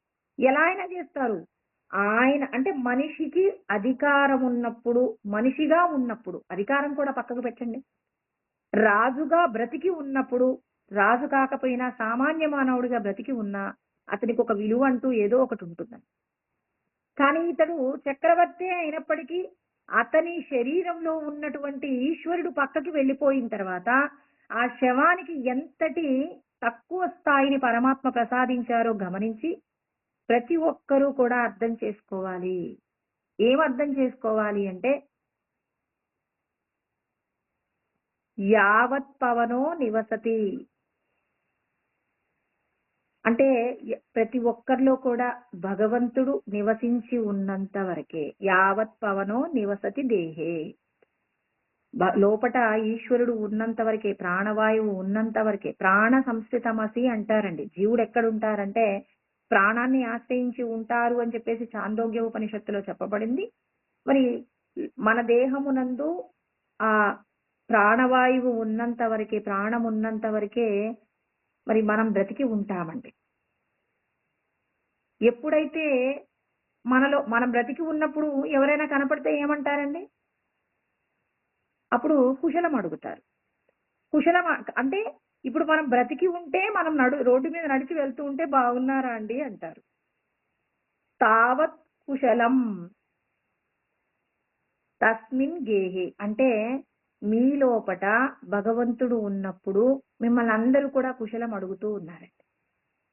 ఎప్పుడైతే మీ దేహమందు గతవతి పాయే అంటే నీ లోపట ఉన్నటువంటి గతవతి వాయో అంటే నీ లోపట ఉన్నటువంటి ఈశ్వరుడు గనక దేహాపాయే అంటే దేహాన్ని విడిచిపెట్టి వెళ్ళిపోయారనుకోండి. గతవతి వాయో దేహాపాయ అంటే నీ దేహంలో నుంచి ఎప్పుడైతే ఈశ్వరుడు బయటికి వెళ్ళిపోతారో అప్పుడు భార్యా బిభ్యతి తస్మిన్ కాయే. నీ భార్య బిడ్డలు కూడా నీ యొక్క దేహాన్ని చూసి భయభ్రాంతులు అవుతారు. ఇప్పటి వరకు కూడా నా భర్త అన్నటువంటి భార్య కూడా ఆ భర్త శరీరంలో ఉన్నటువంటి మంగళకరమైనటువంటి ఈశ్వరుడు బయటికి వెళ్ళిపోగానే ఇతడు మరణించాడు అనగానే ఆ భార్య భయపడిపోతూ ఉంది. పిల్లలు కూడా భయపడుతూ ఉన్నారండి. అంటే ఇక్కడ చెప్తున్నారు, ఎంతవరకైతే నీ లోపట ఈశ్వరుడు ఉంటారో, ఈశ్వరుడు ఉన్నంత వరకే తావత్ తావత్ పృచ్ఛతి కుశలంగేహే అన్నారు. అంటే నీ యొక్క యోగక్షేమాలు కోరతారు. గుర్తుపెట్టుకోమంటున్నారు. చాలా మంది మాట్లాడుతున్నారండి, ఏదైనా డాక్టర్ గారు ఈ పదార్థం తినకూడదు, మీరు ఇలా ఉండకూడదు, ఇలా ఉండాలి అని చెప్పేసి ఎవరైనా జాగ్రత్తలు చెప్తారు. డాక్టర్ గారి దగ్గరికి వెళ్తే ఆరోగ్యం గురించి చెప్తారు. భగవంతుడి జ్ఞానం తెలిసినటువంటి వాళ్ళైతే ధర్మంగా జీవించడానికి ఎన్నో రకాలైనటువంటి ఉపాయాలు సూచనలు చేస్తారు. అలా చేసినప్పుడు మనం ఏమంటామంటే నిర్లక్ష్యంగా ప్రవర్తిస్తామండి. నిర్లక్ష్యంగా ఎప్పటి వరకు నువ్వు ప్రవర్తించగలవు అంటే నీ శరీరం లోపట ఈశ్వరుడి యొక్క శక్తి ఉన్నంత వరకే నువ్వు ఏదైనా చేయగలవు. కానీ ఈ శరీరంలో ఉన్నటువంటి నీవు బయటికి వెళ్ళిపోతే మాత్రం నీ శరీరాన్ని చూసి ఎవ్వరూ కూడా జాలి పడరు. పైగా నీ వాళ్ళు అనుకున్న నీ భార్య బిడ్డలు కూడా నిన్ను చూసి భయపడతారు. కాబట్టి ఇక్కడ భగవంతుడి యొక్క ధర్మాలను తెలుసుకొని జీవించే ప్రయత్నం చేసినప్పుడు నీవు ఈ శరీరాన్ని విడిచిపెట్టిన తర్వాత శాశ్వతమైనటువంటి ముక్తి పదాన్ని పొందుతావు. అంటే మనందరికీ కూడా ఈ దేహానికి సంబంధించిన సుఖాల గురించినటువంటి వ్యామోహం ఏం చేస్తుంది? నీవెవరో నువ్వు తెలుసుకోవడానికి కావలసినటువంటి స్థితిని నువ్వు పోగొట్టుకుంటున్నావు. కాబట్టి ప్రతి ఒక్కరికి చెప్తున్నారనమాట. శంకరాచార్యుల వారు అంటూ ఉన్నారు, భజ గోవిందం భజ గోవిందం గోవిందం భజ మూఢమతే అంటున్నారు. నువ్వు మూఢుడిగా ఉండమాకు, నీ లోపట ఉన్నటువంటి బ్రహ్మమును తెలుసుకోవడానికి భగవంతుణ్ణి స్మరణ చేస్తూ ఉండు అని చెప్పేసి చెప్తున్నారు. నీ యొక్క స్మరణే నిన్ను రక్షిస్తుంది తప్ప అన్యమైనటువంటి దేహ సంబంధమైనటువంటి విషయాలు, నా భార్య, నా పిల్లలు, నా కుటుంబము, నా ఇల్లు, నా సంపదలు అని నువ్వు పరిగెడుతూ ఉంటావు. ఆ పరిగెత్తేది ఎంతవరకు అంటే నీ లోపట ఈశ్వరుడి యొక్క చైతన్యం ఉన్నంత వరకే. ఆ చైతన్యాన్ని నువ్వు తెలుసుకోవడానికే నువ్వు ఈ శరీరంతో నువ్వు కర్మ చేయవలసి ఉంటుంది. అంటే ప్రతి ఒక్కరికి భగవంతుడు జాగ్రత్త చెప్తున్నారు. నువ్వు ఏం చేయడానికి వచ్చావు ఈ శరీరాన్ని తీసుకొని? అంటే ఎటువంటి కర్మ చేసినప్పుడు నీ లోపట ఉన్న జీవుడు ఉద్ధరించబడతాడు? ఏ కర్మ నిన్ను భగవంతుడి పాదాల దగ్గరికి తీసుకువెళ్తుంది?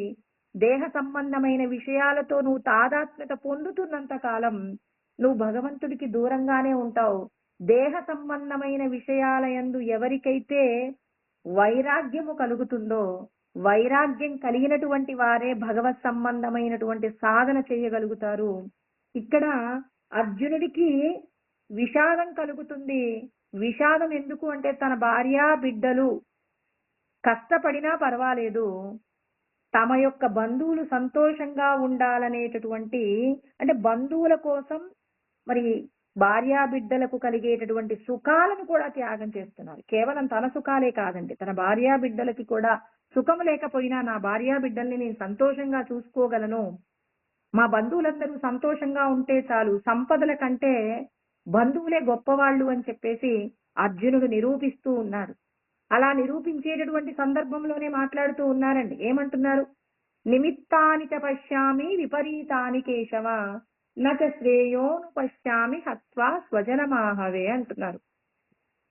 ఇక్కడ అర్జునుడు కృష్ణ పరమాత్మతో అంటున్నారు, కృష్ణ, యుద్ధం చేయమంటున్నావు నువ్వు, ఇప్పటి వరకు నా పౌరుష పరాక్రమాలేంటో నేను చూయిస్తాను, వాళ్ళని చంపేస్తానన్నాడు. ఎప్పుడైతే బంధువులను చూశాడో చూడగానే ఏమంటున్నారు?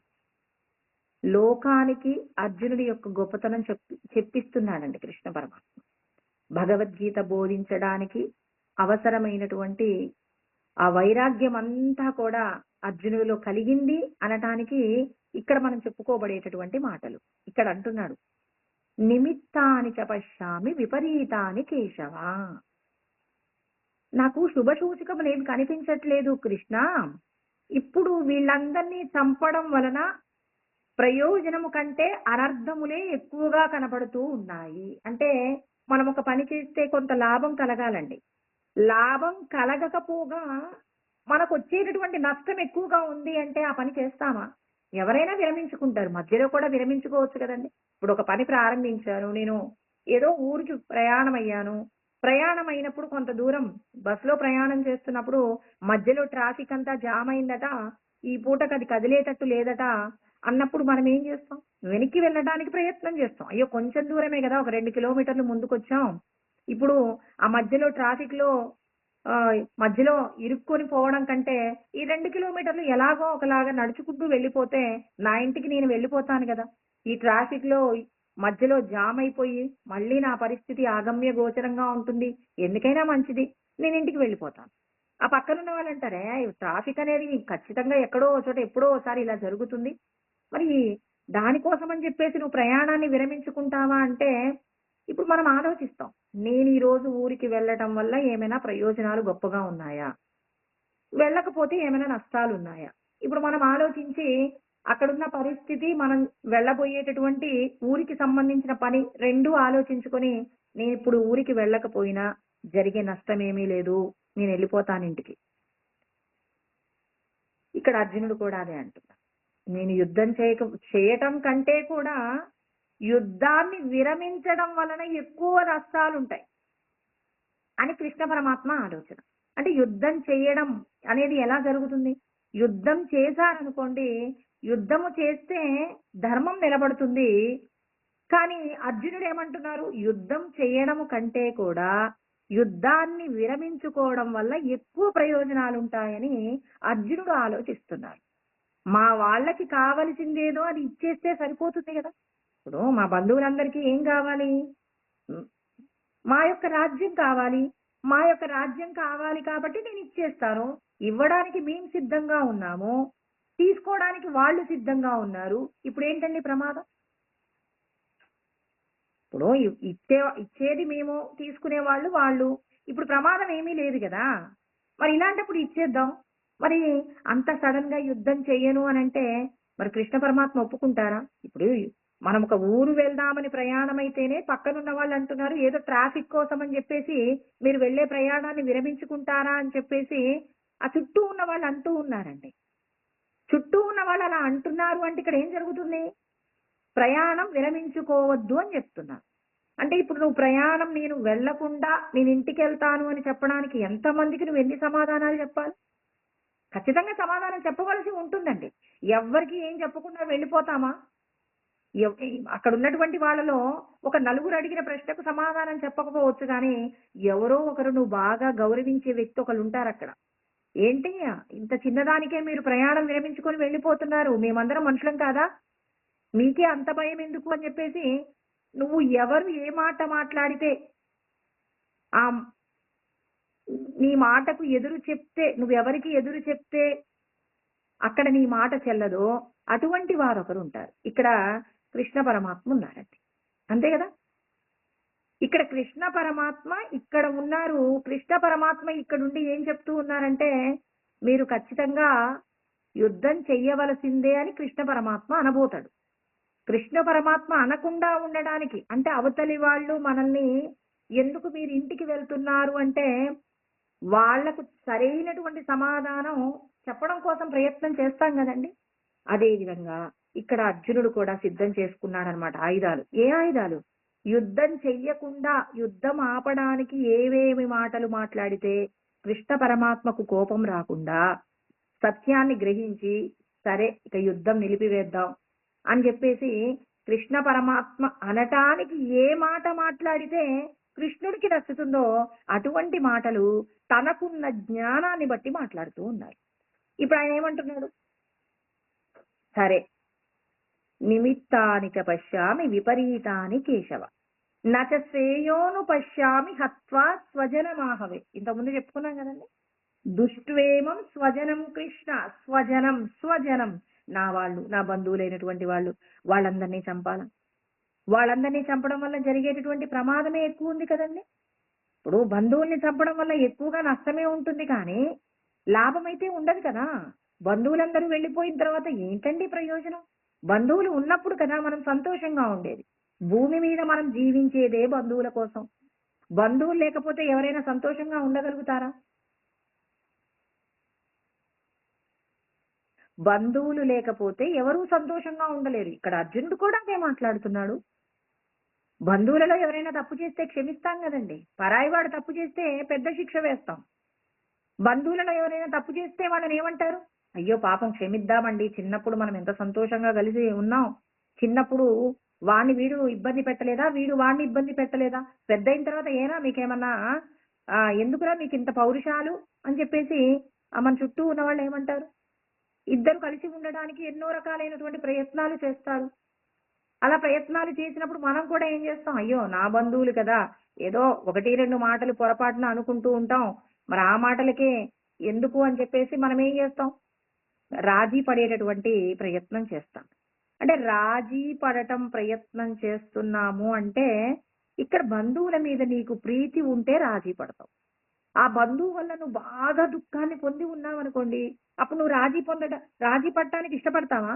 ఖచ్చితంగా ఇష్టపడమంటే ఖచ్చితంగా ఇష్టపడం కదండి. అదే విధంగా ఇక్కడ అంటే మనం ఏం చేస్తున్నాం? అవసరాన్ని బట్టి మనం మారుతూ ఉన్నాం. అందుకే మనల్ని ఊసరవెల్లి అంటారు. ఊసరవెల్లి కంటే కూడా ఇవాళ మనిషి ప్రమాదకరంగా ఉన్నారు అని చెప్పేసి కొంతమంది మాట్లాడుతూ ఉన్నారు కూడా. అంటే ఇక్కడ అర్జునుడికి మాత్రం ఏ పరిస్థితిలోనైనా రాజ్యాన్ని వదులుకోవడానికి సిద్ధంగా ఉంది. అంటే సంపదల మీద తనకు వ్యామోహము లేదు. ఏ కారణం చేత అయినా వాళ్ళకి రాజ్యం ఇవ్వడానికే సిద్ధపడుతూ ఉన్నారండి. అందుకే ఆయన అంటున్నాడు, ఇప్పుడు మా వాళ్ళందరినీ చంపడం వల్ల ఏంటయ్యా శ్రేయస్సు? అసలు శ్రేయస్సు అంటే శ్రేయస్సు ప్రేయస్సు అనే 2 విషయాల గురించి ప్రతి ఒక్కరికి తెలియాలండి. అందుకే కఠోపనిషత్తులో యమధర్మరాజు చెప్తారండి, ఎప్పుడు గుర్తుపెట్టుకోవాలి. ఇది నేను ఆల్రెడీ చెప్పినటువంటి శ్లోకమే అయినా ఈ శ్లోకము మన జీవితాంతం గుర్తుండాలి. అసలు శ్రేయస్సు అంటే ఏంటి, ప్రేయస్సు అంటే ఏంటి? శ్రేయశ్చ ప్రేయశ్చ మనుష్యమేతః అంటే శ్రేయస్సు ప్రేయస్సు 2 కూడా ఉంటాయట జీవితంలో. మనం చేసేటటువంటి పనులలో ఏది శ్రేయస్సు ఏది ప్రేయస్సు అనే విషయం గురించిన క్లారిటీ సరిగా లేదనుకోండి, ఇప్పుడు అర్జునుడికి కలిగినటువంటి సందిగ్ధం మనకి కూడా కలిగిందనుకోండి, అప్పుడు మనం జీవితాన్ని కోల్పోవలసి వస్తుంది. ఇక్కడ కృష్ణ పరమాత్మ పక్కనే ఉన్నారు కాబట్టి ఆయన యొక్క శ్రేయస్సు ఏంటో ఆయనకు చెప్పబోతున్నారు. ఇప్పుడు మనకి తెలియాల్సింది ఏంటి? శ్రేయస్సు ప్రేయస్సు. శ్రేయశ్చ ప్రేయశ్చ మనుష్యమేతః అంటే మనుషుడికి ఈ శ్రేయస్సు ఏంటో ప్రేయస్సు ఏంటో తెలియాలి. ఇక్కడ తౌ సంపరిత్య వివినక్తి ధీరః, ధీరులైనటువంటి వాళ్ళు శ్రేయస్సు కోసం ప్రయత్నం చేస్తారు. ధీరులు కానటువంటి వారు అజ్ఞానము చేత బంధు ప్రీతి చేత దేహ సంబంధాల మీద వ్యామోహం కలిగిన వారు మాత్రం ప్రేయస్సు కోసం సిద్ధపడతారు. ఇక్కడ అర్జునుడు ఏది శ్రేయస్సు అనుకుంటున్నాడు? తన వాళ్లను రక్షించి తన వాళ్లకు సంపదలు ఇవ్వడం శ్రేయస్సు అంటున్నారు. అందుకే ఆయన చూడండి, నచ శ్రేయోను పశ్యామి హత్వా స్వజనమాహమే అంటున్నారు. అంటే ఇక్కడ ఏమంటున్నాడు? మా వాళ్ళని చంపడము వలన అనర్థమే తప్ప ఇక్కడ ప్రయోజనము లేదు. అంటే ప్రయోజనాలు సిద్ధించాలి అంటే ఇక్కడ ఏం చెప్తున్నారు? ప్రయోజనాలు సిద్ధించాలి అంటే నీ లోపట ఉన్నటువంటి బ్రహ్మమును గురించినటువంటి జ్ఞానము నీకు తేట తెల్లమైనప్పుడు నీకు ఏది శ్రేయస్సో ఏది ప్రేయస్సో తెలుస్తుంది. అందుకే ధీరులైన వారు అన్నారు. ఇక్కడ అర్జునుడికి కూడా ఆ ధీరత్వం లోపించిందండి. అయ్యో అలా అంటారేంటండి? అర్జునుడు సంపదలు ఇచ్చేసినంత మాత్రాన అతడు ధీరుడు కాలేకపోతాడా అంటే, ధీరత్వం అంటే కృష్ణ పరమాత్మ మాట్లాడిన ధీరత్వం వేరు, సంపదలను పరులకు త్యాగం చేయడం ఇలాంటి లక్షణం ఉండడమే చాలా మందికి ఉండదండి. 199 మంది అవతలి వాళ్ళ నుంచి ఏదొస్తుందా అని ఎదురు చూసే వాళ్ళు ఉంటారు, కానీ అవతలి వాళ్ళకి మన సంపదలు ఇద్దామనే వాళ్ళు ఉంటారా? ఏ ఒకానొక్కడో ఉంటాడు. ఆ ఒక్క వ్యక్తి కూడా మనకి ఆయన ఒక పెద్ద హీరో లాగా కనపడతాడు. కానీ అలా ఉన్నటువంటి వాళ్ళు దేవుళ్ళే కదండి. భగవంతుణ్ణి తెలుసుకోవడానికి కావలసిన లక్షణం ఆ ధీరత్వమే కదండి. కానీ ఇక్కడ కృష్ణ పరమాత్మ చెప్పే ధీరత్వం అది కాదు. ఇప్పుడు వాటి గురించి అంటే దానిలో శ్రేష్టత పొందిన వారికే భగవంతుడు భగవద్గీత బోధిస్తాడు, కానీ అన్యులకు బోధించరండి. అంటే భగవద్గీత యొక్క జ్ఞానాన్ని తెలుసుకుంటున్నారు అంటేనే ధీరులు, దాన్ని ఆచరిస్తున్నారు అంటే పరమాత్మతో సమానమైన స్థితి పొందుతున్నారని గుర్తు. అందుకే కృష్ణ పరమాత్మ ఏమంటారు? ప్రతి ఒక్కరికి చెప్తున్నారండి, నీ లోపట దివ్యత్వము ఉంది అనేటటువంటి స్థితి నీకు అర్థమై ఉన్నప్పుడు నువ్వు నీ శ్రేయస్సు గురించి ఆలోచిస్తావు. అర్జునుడు మరచిపోయాడండి. ఏం మర్చిపోయాడు? తన లోపట ఉన్నటువంటి భగవత్ శక్తిని తాను మరచిపోయాడు. తాను దేహాభిమానము చేత ప్రవర్తిస్తున్నాడు. దేహ సంబంధమైన వాళ్ళని చంపడం కరెక్ట్ కాదంటున్నాడు. వాళ్లకు నా రాజ్యాన్ని ఇచ్చేస్తానంటున్నారు. స్వజనులు నా వాళ్ళని చంపడం ఎందుకయ్యా? ఇది ఇంతటి పాపం చేయించడానికి నువ్వు సిద్ధమయ్యావు. అందుకే ఇక్కడ యమధర్మరాజు చెప్పినటువంటి మాట, అన్ని జ్ఞానాలు తెలిసి ఉండాలండి. అసలు నీకు శ్రేయస్సు ఏంటో ప్రేయస్ అంటే ఏంటో తెలియకుండా ఇక్కడ అర్జునుడు ఏమంటున్నారు? మా సంపదలన్నీ మీకు ఇచ్చేస్తామంటే కృష్ణ పరమాత్మ ఏమంటారు? ధర్మంగా ఉన్న వారికి నీ సంపదను పంచు, ఇబ్బంది లేదు. అధర్మంగా ఉన్నటువంటి వారికి నీ సంపదను పంచడానికి వీల్లేదు. ఈ విషయం గురించి మనం ఆల్రెడీ మాట్లాడుకున్నాం. అంటే ఇక్కడ కృష్ణ పరమాత్మ చెప్పేటటువంటి సత్యాన్ని తెలుసుకోగలిగినంత మానసిక పరిపక్వత లేదండి. ఇప్పుడు మనం బాగా బాధలో ఉన్నప్పుడు, మన ఇంట్లో వాళ్ళకి ఏదైనా ప్రమాదం జరిగినప్పుడు ఎవరో వచ్చి ఏం చేస్తామో ఓర్చుకోండి అన్నారనుకోండి, అప్పుడు కోపంలో వాళ్ళు ఏమంటారంటే, మీకు కూడా ఇలాంటి సంఘటన జరిగితే మీకు అర్థమవుతుంది. అంటే ఇప్పుడు ఓదార్చడం తప్ప అండి?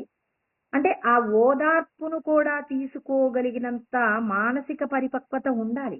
నువ్వు ఏ స్థితిలో ఉన్నా నీకు ఎవరైనా ఇతరులు ఏదైనా సలహా ఇస్తున్నప్పుడు ఆ సలహా చేత నువ్వు వేరొకరిని ఇబ్బంది పెట్టే విధంగా మాట్లాడవు. ఇప్పుడు నీకు ప్రమాదం జరిగింది, మీ ఇంట్లో వాళ్ళకి ఏదో ప్రమాదం జరిగింది, ఇప్పుడు ఆ ప్రమాదాన్ని వాళ్ళేం చేయలేదుగా. ఇంకా నువ్వు కష్టంలో ఉన్నావని నీకు 2 మంచి మాటలు చెప్తే కష్టంలో నుంచి నువ్వు బయట పడడానికి ఇతరులు మన ఇంటికి వచ్చి మనల్ని ఓదారుస్తుంటారు.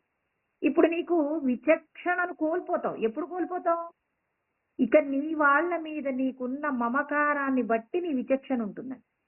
కాస్త ప్రేమ ఎక్కువగా ఉంటే అవతలి వాళ్ళని నింద చేస్తాం. కాస్త ఓర్చుకోగలిగిన శక్తి నీకు ఉందనుకోండి, అంటే ఏమంటారు, అక్కడున్న పరిస్థితికి తగినట్టుగా మారగలిగినటువంటి బుద్ధి చైతన్యం నీకుంటే ఎవరైనా ఓదారుస్తున్నప్పుడు కాకపోతే వాళ్ళ మీద పడి ఏడుస్తారు. ఇటువంటి పరిస్థితి పగవాడికి కూడా రాకూడదు, నాకు వచ్చిందని బాధపడతారు.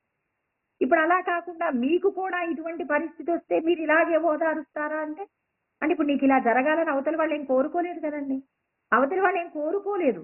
అంటే చూడండి, మనల్ని ఓదార్చడానికి వచ్చినటువంటి వారికి కూడా బాధ కలిగేలాగా మన యొక్క బాధ ఉంది అంటే అవతలి వాళ్ళ మీద మనకు ఎంత ప్రేమ ఉందండి. ఆ ప్రేమ ఏం జరుగుతుంది? నిన్ను నువ్వు తెలుసుకోవడానికి కావలసినటువంటి స్థితిని పోగొడుతుంది. అంతే కదా. ఇక్కడ అర్జునుడికి కూడా ఏమంటున్నావు? అయ్యో నా వాళ్ళందరినీ ఎలా చంపుతామని. మరి ఇక్కడ యమధర్మరాజు ఏం చెప్తున్నాడు? నీ శ్రేయస్సు గురించి ఆలోచించవయ్యా నువ్వు. ఎందుకు నీ ప్రేయస్సు గురించి ఆలోచిస్తున్నావు? ఇందులో ప్రేయస్సు ఏముందండి? నా బంధువుని చంపడం అది ప్రేయస్సు ఎలా అవుతుంది? నా శ్రేయస్సు. మా వాళ్ళందరూ సంతోషంగా ఉంటారు, మేము సంతోషంగా ఉంటాం. మాకు సంపదల మీద ప్రీతి ఏం లేదు.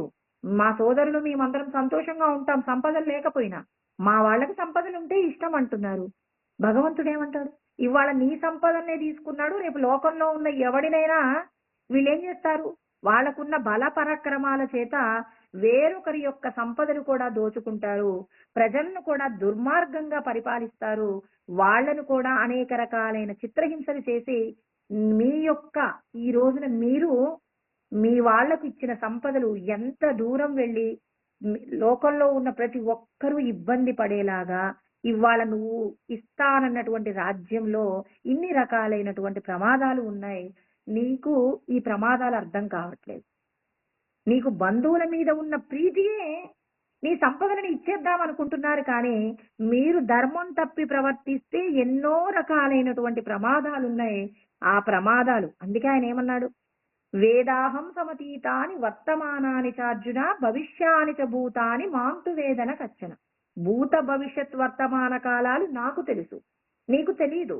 నువ్వు ఈ రోజు తీసుకున్న నిర్ణయం ఎంత ప్రమాదం కలిగిస్తుందో అది నాకు తెలుసు. ఎందుకంటే గతంలో మీరు చేసినటువంటి కర్మలు, ఇవాళ మీరు అనుభవించేటటువంటి సుఖ దుఃఖాలు, ఇవాళ మీరు చేసేటటువంటి కర్మలు భవిష్యత్తును నిర్ణయిస్తాయి. భవిష్యత్తులో ఏం జరుగుతుంది అనేది నాకు తెలుసు. అందుకే నీ యొక్క శ్రేయస్సు సంపదలను ఇవ్వటంలో లేదో వాళ్ళని చంపటంలోనే ఉంది అంటున్నారు కృష్ణయ్య. ఇప్పుడు ఈ మాట తెలియాలంటే యమధర్మరాజు ఏమంటున్నారు? అసలు శ్రేయస్సు అంటే ఏంటి? నీ లోపట ఉన్నటువంటి జీవుణ్ణి ఉద్ధరించే ప్రయత్నంగా నువ్వు ధర్మాన్ని ఆచరిస్తూ జీవించడమే నీ యొక్క శ్రేయస్సు.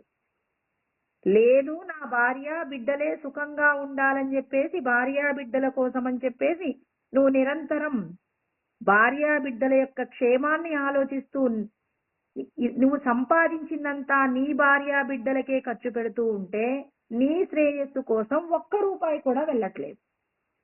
ఎంతసేపు లేచినప్పటి నుంచి పడుకునేంత వరకు నువ్వు చేసే ప్రతి కర్మ, ప్రతి దానము, ప్రతి మాట ఎప్పుడు కుటుంబం యొక్క క్షేమాన్ని తలుచుకుంటూనే మాట్లాడుతుంటారు, కుటుంబాన్ని తలుచుకుంటూనే కర్మ చేస్తారు, వాళ్ళ క్షేమం కోసమే ప్రయత్నం చేస్తూ ఉంటారండి. చాలా మంది చూడండి, ఏ పని చేస్తున్నా కుటుంబంలో ఉన్న వాళ్ళని తలుచుకుంటూనే మాట్లాడుతుంటారు, వాళ్ళని తలుచుకుంటూనే అన్ని పనులు చేస్తారు, వాళ్ళకే అన్నీ కావాలన్నట్టుగా మాట్లాడతారు.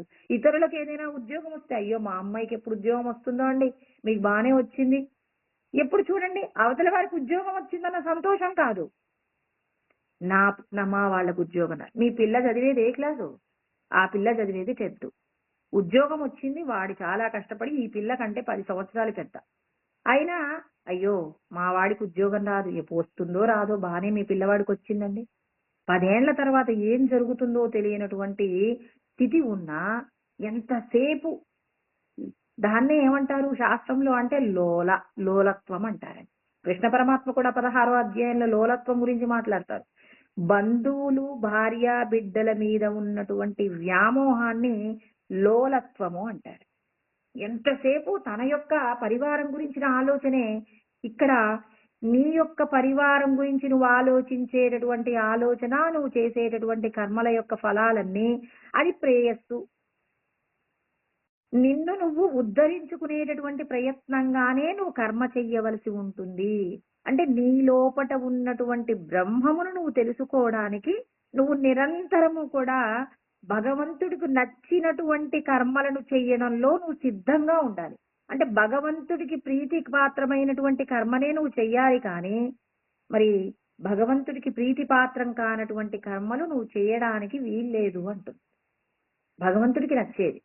అందుకే శ్రేయోహి ధీరోభి ప్రేయసో వృణీతే అంటారు. అంటే ధీరులైనటువంటి వాళ్ళు ఏం చేస్తారంటే ప్రేయస్సు విడిచిపెడతారు, శ్రేయస్సుని ఎంచుకుంటారు. అలా కాకుండా ప్రేయసో అంటే కొంతమంది ఉంటారండి, వాళ్ళు ఏం చేస్తారంటే ప్రేయో మందో యోగక్షేమాద్ వృణీతే. అంటే ప్రేయస్సు కోరుకునే వాళ్ళు, భార్య బిడ్డల యొక్క క్షేమం కంటే నాకెవ్వరి క్షేమం అవసరం లేదండి, నా కుటుంబం చల్లగా ఉంటే నాకు ఇంకా అంతకు మించింది ఏమీ లేదని ఎవరైతే భార్య బిడ్డల యొక్క క్షేమం కోసం భగవంతుడు చెప్పిన ధర్మాన్ని విడిచిపెట్టి కర్మలను చేస్తారో, అంటే సంపాదించుకున్నదంతా భార్య బిడ్డలే అనుభవించాలని సంపాదించేటటువంటి ప్రతిదీ కూడా ఇక బయట వారి ఎవరికి కూడా చెందకూడదని నిరంతరం మరి దేహ సంబంధమైన విషయాల కోసమే ప్రవర్తిస్తూ ఉంటే వీళ్ళందరూ ప్రేయస్సులో పడిపోతున్నారు. ప్రేయస్సులో పడిపోతున్నారంటే దీనికి నేను ఒక మాట చెప్పవలసి ఉంటుందండి. ఆ ముండకోపనిషత్తులో కృష్ణ పరమాత్మ చెప్తారు, ప్లవాహేతే అదృఢాహ యజ్ఞ రూప అష్టాదశ విభాగం అంటారు. అంటే ఇక్కడ చెప్పినటువంటి విషయం ఏమిటి అంటే ఈ ముండకోపనిషత్తులో చెప్తారండి, యజ్ఞయాగాది క్రతువు గురించి మాట్లాడారు. మరి ఒక యజ్ఞం చెయ్యాలి అని అంటే 18 మంది యజ్ఞానికి సంబంధించినటువంటి వాళ్ళు ఉండాలట. 16 మంది బ్రాహ్మణులు ఉండాలి. యజ్ఞాన్ని జరిపించేటటువంటి మరి ఆ ఇంటి యజమాని భార్య ఉండాలండి. అందుకే ఇక్కడ ఆయన చెప్తున్నారనమాట, ప్లవాహేతే అదృఢా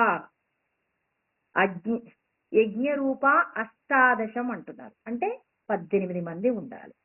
హెవరం హేషు కర్మ అంటే మరి వాళ్ళు చేసేటటువంటి కర్మలు హెవరం అనే పదం వాడారు. హెవరం అంటే ఏంటంటే దేహ సంబంధమైనటువంటి ప్రయోజనాలు. అంటే ఏంటి, ఇప్పుడు కొడుక్కి వివాహం జరగట్లేదు అని చెప్పేసి మరి ఆ పిల్లవాడికి సంబంధించి ఒక యజ్ఞం జరిపించమని ఈ బ్రాహ్మణోత్తములు చెప్తారు. అలా చెప్పినప్పుడు ఇక్కడ 16 మంది బ్రాహ్మణులు, తర్వాత 2 మరి యజమాని యొక్క భార్య, వీళ్ళందరూ ఉండాలి. ఇక్కడ వాళ్ళు దేనిని కోరుకుని యజ్ఞం చేయిస్తున్నారు, మా పిల్లవాడి యొక్క దోషము ఏదైతే ఉందో ఆ దోషము పోయి మా పిల్లవాడికి శ్రేయస్సు కలగాలి అని చెప్పేసి మరి ఇక్కడ వాళ్ళు ఏం చేస్తూ ఉన్నారు? కర్మ చేస్తూ ఉన్నారు. మరి ఆ కర్మ చేయడం గురించి మొట్టమొదటే మాట్లాడారు. ప్లవాహేతే అద్రుడాహ అంటే నీటి మీద తెప్పలు ఉంటాయి కదండి. ఆ తెప్పలు గనక ఇప్పుడు అంటే నీళ్ల యొక్క ఎంత పెద్ద నీళ్ల తాకిడి వచ్చినా తట్టుకోగలిగినటువంటి స్థితి గనక ఆ తెప్పలకు లేదనుకోండి, అప్పుడు ఏమవుతాయి? ఆ తెప్పలన్నీ కూడా నీళ్ళలో మునిగిపోతాయి కదండి. అంటే బలము దృఢము కానటువంటి తెప్పల వలన ఎంత ప్రమాదమో, ఈ మానవ దేహాన్ని ధరించిన తర్వాత దేహ సంబంధమైనటువంటి విషయాల కోసం మీరు జరిపించేటటువంటి యజ్ఞయాగాది క్రతువులు కూడా అదే విధంగా అల్పమైనవి. అల్పమైన ప్రయోజనాల కోసమని యజ్ఞయాగాది క్రతువులు చేస్తూ మీకున్న సంపదను, మీకున్న సమయాన్ని వృధా చేస్తారా? లోకక్షేమం కోసం కర్మ చేసి మీ కుటుంబం యొక్క రక్షణ కూడా చూసుకుంటారు. అంటే ఇక్కడ భగవంతుడు మనందరికీ ఉపనిషత్తుల ద్వారా జ్ఞానాన్ని అందిస్తారండి. సమస్త వేదముల యొక్క సారము ఉపనిషత్తులండి. అంటే వేదముల యందు సమస్త వేదములు కూడా ఎవరిని గురించి చెప్తున్నాయి? ఆ పరమాత్మ యొక్క ఔన్నత్యాన్ని గురించే చెప్తూ ఉన్నాయండి. పరమాత్మ యొక్క శక్తి గురించి ఏం చెప్తున్నారు ఇక్కడ అనంటే, ఇక్కడ ఎవరైతే దేహ సంబంధమైన సౌఖ్యాల కోసం ప్రయత్నం చేస్తారో అలా చేసేటటువంటి కర్మల వలన తాత్కాలికమైన ప్రయోజనం ఉంటుందేమో కానీ శాశ్వతమైనటువంటి ప్రయోజనము నెరవేరదు.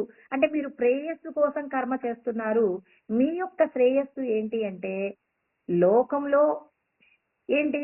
ఏదైనా ఇప్పుడు పంటలు పండట్లేదు అనుకోండి, మరి పంటలు బాగా పండాలి అని చెప్పేసి మరి ఒక బ్రాహ్మణుని అడిగి, లోకమంతా కూడా పంటలు బాగా పండాలండి, మా దగ్గర ఇంత డబ్బు ఉంది, ఈ డబ్బుతో ఇప్పుడు లోక కళ్యాణం నిమిత్తం మేము ఒక యజ్ఞం జరిపించాలనుకుంటున్నాం.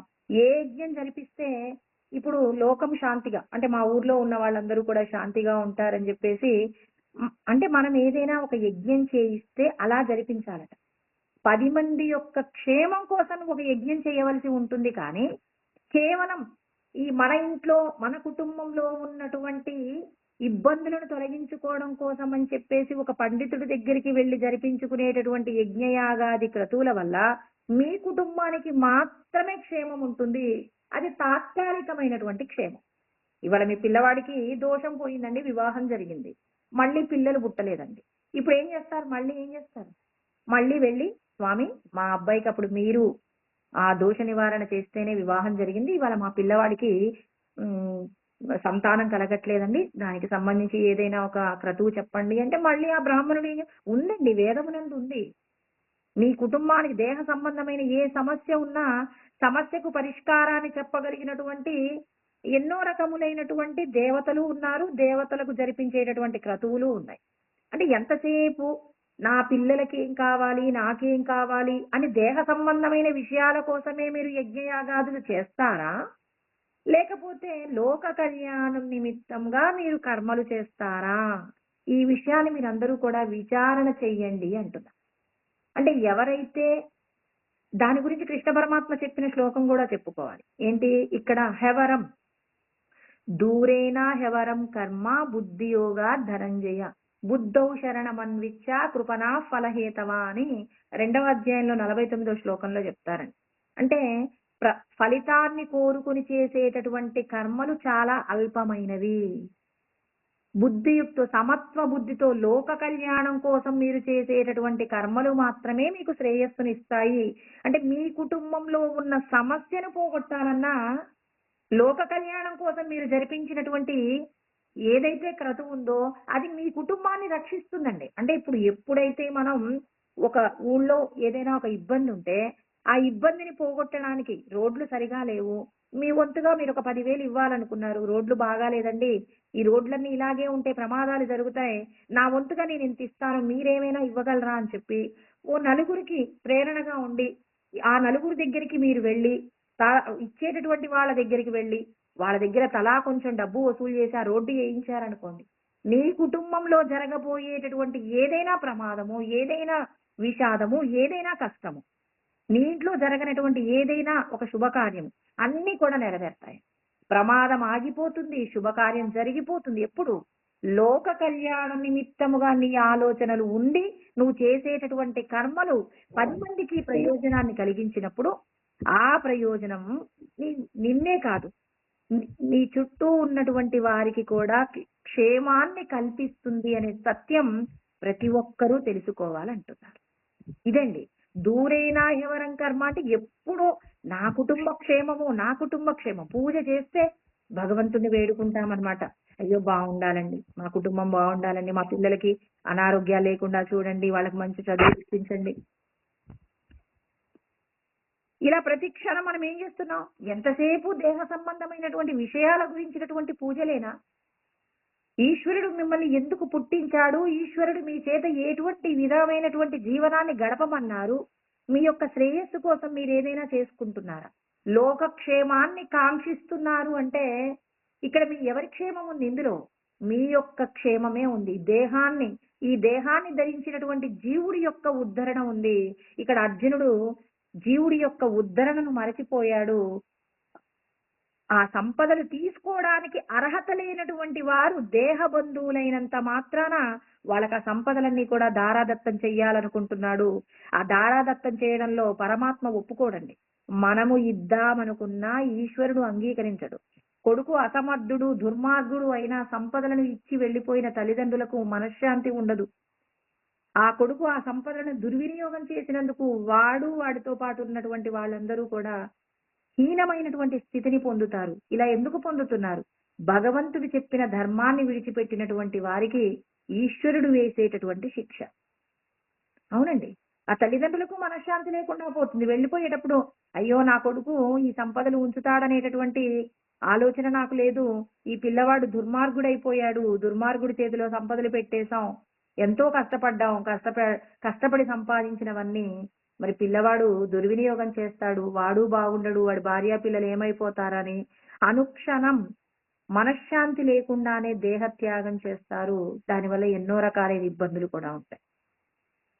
అదేవిధంగా ఆ అధర్మ ఏమంటారు, వాడికి అర్హత లేకపోయినా అంటే తన కొడుకువే కదండి, తన తండ్రి దగ్గర నుంచే కదా తన ఆస్తి తీసుకుంటే మాత్రం భగవంతుడు అంగీకరించడు. అధర్మంగా ఖర్చు పెడుతున్నప్పుడు పరమాత్మ అంగీకరించడు. ఇక్కడ అర్జునుడు ఇస్తానంటే మాత్రం కృష్ణ పరమాత్మ ఇవ్వనిచ్చాడా? మనం కూడా ఇస్తున్నామనేటటువంటి భ్రమతో ఇస్తాం. ఇచ్చినటువంటి సంపద నీ కళ్ళ ముందే నీ కొడుకు హారతి కర్పూరం లాగా ఖర్చు పెడతాడు. మళ్ళీ తండ్రి దగ్గరికి వచ్చి నాన్న నేను తప్పు చేశాను నాన్న, మీరు ఆ రోజున నాకు ఈ సంపద ఇవ్వకుండా ఉంటే బాగుండేది, నేను మంచివాడిని అయ్యేవాడినేమో, మీరేంటో నాకు ఆ సంపదలన్నీ కూడా ఇచ్చేసి నన్ను ఏం చేశారు? వీధిలో పడేలాగా మీరే చేశారు. ఆ రోజునే మీరు నన్ను కఠినంగా శిక్షించి ఉంటే, ఈ ఆస్తి నేను నీకు ఇవ్వను అని ఉంటే ఇవాళ నాకు ఈ పరిస్థితి వచ్చేది కాదు కదా నాన్న అని ఆ కొడుకే ఆ తండ్రిని ప్రశ్నిస్తాడు కదండి. మరి ఇవ్వకపోతే మనశ్శాంతిగా ఉండనిస్తాడు ఆ తల్లిదండ్రుల్ని?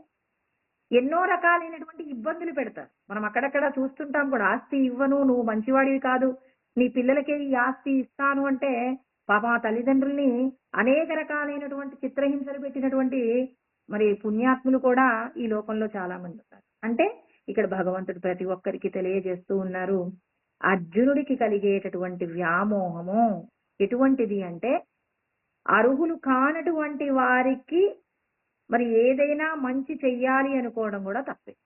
అర్హులు కాని వారు, అవునండి, ఇప్పుడు వాడికి చేసేటటువంటి మంచి ఏంటి? ఇప్పుడు ఆ సంపదలు ఇస్తే మాత్రం ఇవి ఏమైనా ప్రయోజనం ఉందా? తాత్కాలికంగా అబ్బో యుద్ధాన్ని ఏం చేశారు? విరమించారు, సంపదలన్నీ తీసుకొని వెళ్ళిపోయిన తర్వాత ఏం జరుగుతుందో కూడా మళ్ళీ స్వధర్మం గురించి మాట్లాడినప్పుడు మరి కృష్ణ పరమాత్మ మాట్లాడతారండి 2వ అధ్యాయంలో, చాలా అద్భుతంగా మాట్లాడతారు. అంటే ఇప్పుడు ముందు అర్జునుడికి కలిగిన విషాదం గురించే మాట్లాడుకుందాం మనం. ఇక్కడ ఆయన అంటున్నాడు, నాకు చాలా అశుభాలే కనపడుతూ ఉన్నాయి, శుభ సూచిక ఏమీ కూడా లేదు, అన్ని అనర్థాలే కనపడుతున్నాయి కృష్ణ, యుద్ధం చేయొద్దు, అన్ని అపశకునములే, శకునాలు ఏమీ లేవు. అపశకునాలు ఏంటి? గురువు గారిని చంపాలా, తాతగారిని చంపాలా, బంధువుని చంపాలా, ఇంకా నన్ను నమ్ముకొని వచ్చినటువంటి వాళ్ళందరూ కూడా మా సైన్యంలో కూడా ఉన్నారు, మరి కౌరవుల సైన్యంలో ఉన్న వాళ్ళు మా వాళ్ళను కూడా చంపుతారు. ఇరుపక్షంలో ఉన్న వాళ్ళందరినీ చంపుకోవడం వల్ల వచ్చే ప్రయోజనం ఏంటి? యుద్ధం జరగడం కంటే జరగకుండా ఉంటే కలిగే ప్రయోజనాలే ఎక్కువగా ఉన్నాయి. యుద్ధం జరగడానికి మా యొక్క రాజ్యాన్ని మేము ఇవ్వకుండా ఉండడమే అంటే మాత్రం మా రాజ్యాన్ని మేము ఇచ్చేస్తాం అంటూ ఇంకా మాట్లాడుతున్నాడండి. నకాంక్షే విజయం కృష్ణానచ రాజ్యం సుఖానిచ కిమ్నో రాజ్యేన గోవింద కిం భోగై జీవితేన వా అంటారు. అంటే ఇక్కడండి ఈ శ్లోకము 1వ అధ్యాయం 32వ శ్లోకంలోనే బీజములు పడుతూ ఉన్నాయన్నమాట. అంటే అర్జునుడికి కలిగినటువంటి విషాదము ఈశ్వరుడు భగవద్గీత జ్ఞానాన్ని బోధించడానికి కావలసినటువంటి ఆనుకూల్యత ఏర్పడింది. అంటే వస్త్రము మురికిగా ఉన్నంత వరకు దానికి రంగు పట్టనట్టు ఎప్పుడైతే ఆ వస్త్రానికి ఉన్నటువంటి మురికి పోతుందో, మురికిపోయిన తర్వాత మనం ఏ రంగు అద్దాలనుకుంటామో ఆ రంగు అద్దగలుగుతామండి. అదే విధంగా అర్జునుడికి ఉన్నటువంటి, అంటే కృష్ణ పరమాత్మ చిన్నప్పటి నుంచి కూడా కృష్ణుడు అర్జునుడు కూడా కలిసిమెలిసే తిరుగుతారు. వీళ్ళిద్దరికి కొన్ని సంవత్సరాల యొక్క వ్యవధి మాత్రమే ఉంటుంది. అంటే వీళ్ళిద్దరు భావమరుదులు కదండి, కొంచెం చిన్న తేడాతోనే ఉంటారు. కృష్ణుడి కంటే కొన్ని సంవత్సరాలే చిన్న అర్జునుడు. మరి ఎన్నో సంవత్సరాల నుంచి వీళ్ళు కలిసిమెలిసి తిరుగుతున్నారు, ఎన్నో రకాలైనటువంటి యుద్ధాలు చేయించారు, ఎన్నో రకాలుగా ఇద్దరు కలిసే అస్త్రములు శస్త్రములు సంపాదించుకోవడంలో కృష్ణ పరమాత్మ ఇతనికి ఉపకారం చేస్తూ ఎప్పుడు వీళ్ళని రక్షించేటటువంటి వాళ్ళని రక్షించే ప్రయత్నమే చేశారండి కృష్ణయ్య. మరి కృష్ణ పరమాత్మ ఇన్ని చేసినా ఏనాడైనా భగవద్గీతను బోధించారా? ఎప్పుడు బోధించాల. మరి గీతా జ్ఞానాన్ని బోధించడానికి కావలసిన అర్హత ఇక్కడ చెప్తున్నాడు అనమాట. అర్జునుడికి ఏ సందర్భంలో భగవద్గీతను బోధించవలసి వచ్చింది. ఆయన అంటున్నాడు, నకాంక్షే విజయం కృష్ణ, నాకు విజయాలు ఏమొద్దయ్యా, నచ రాజ్యం సుఖాని, రాజ్యం వల్ల కలిగేటటువంటి ఆ సుఖాలు ఏమీ కూడా నాకేమొద్దు, నాకు సుఖాలను అనుభవించాలన్న కోరిక లేదు. ఇప్పుడు మనం అందరం ఎవరైనా ఏ ప్రయత్నమైనా ఎందుకు చేస్తారండి? ఎందుకు అంటే సుఖం కలగడం కోసం, అందరి ముందు నేను గొప్ప అని అనిపించుకోవడం కోసమే కదా ఏదైనా చేస్తే. నలుగురు మెచ్చుకుంటుంటే పరమానందాన్ని పొందుతాం. ఇప్పుడు అర్జునుడు గెలిచారంటే లోకమంతా ఏముంటుంది, అబ్బా అర్జునుడు గొప్ప ధనుర్ధాని, ఇతన్ని మించినటువంటి విలుకాడు ఈ లోకంలోనే లేడు, ఇప్పటికే చాలా పేరు పొంది ఉన్నాడు, ఈ యుద్ధం చేశాడంటే మాత్రం ఇతనికి ఎన్నెన్నో గొప్ప గొప్ప సత్కారాలన్నీ కూడా వస్తాయి. నాకు ఈ సత్కారాలు వద్దు అంటే సత్కారాలను విడిచిపెట్టాలి, అంటే కీర్తి ప్రతిష్టలు విడిచిపెట్టాలి.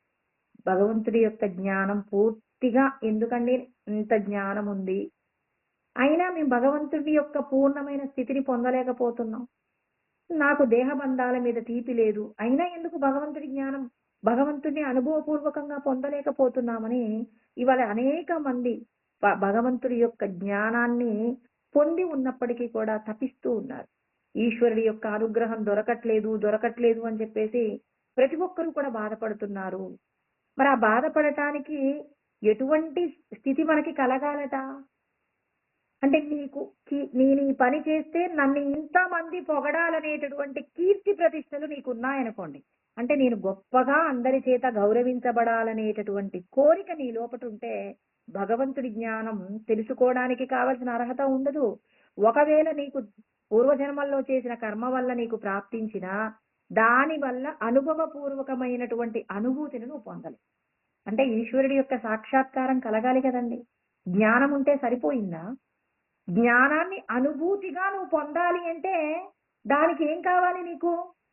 నువ్వు చేసేటటువంటి కర్మల వల్ల ఫలితాలను నువ్వు కోరుకుంటున్నంత కాలం నీకు భగవంతుడు నీకు చేరువవడు.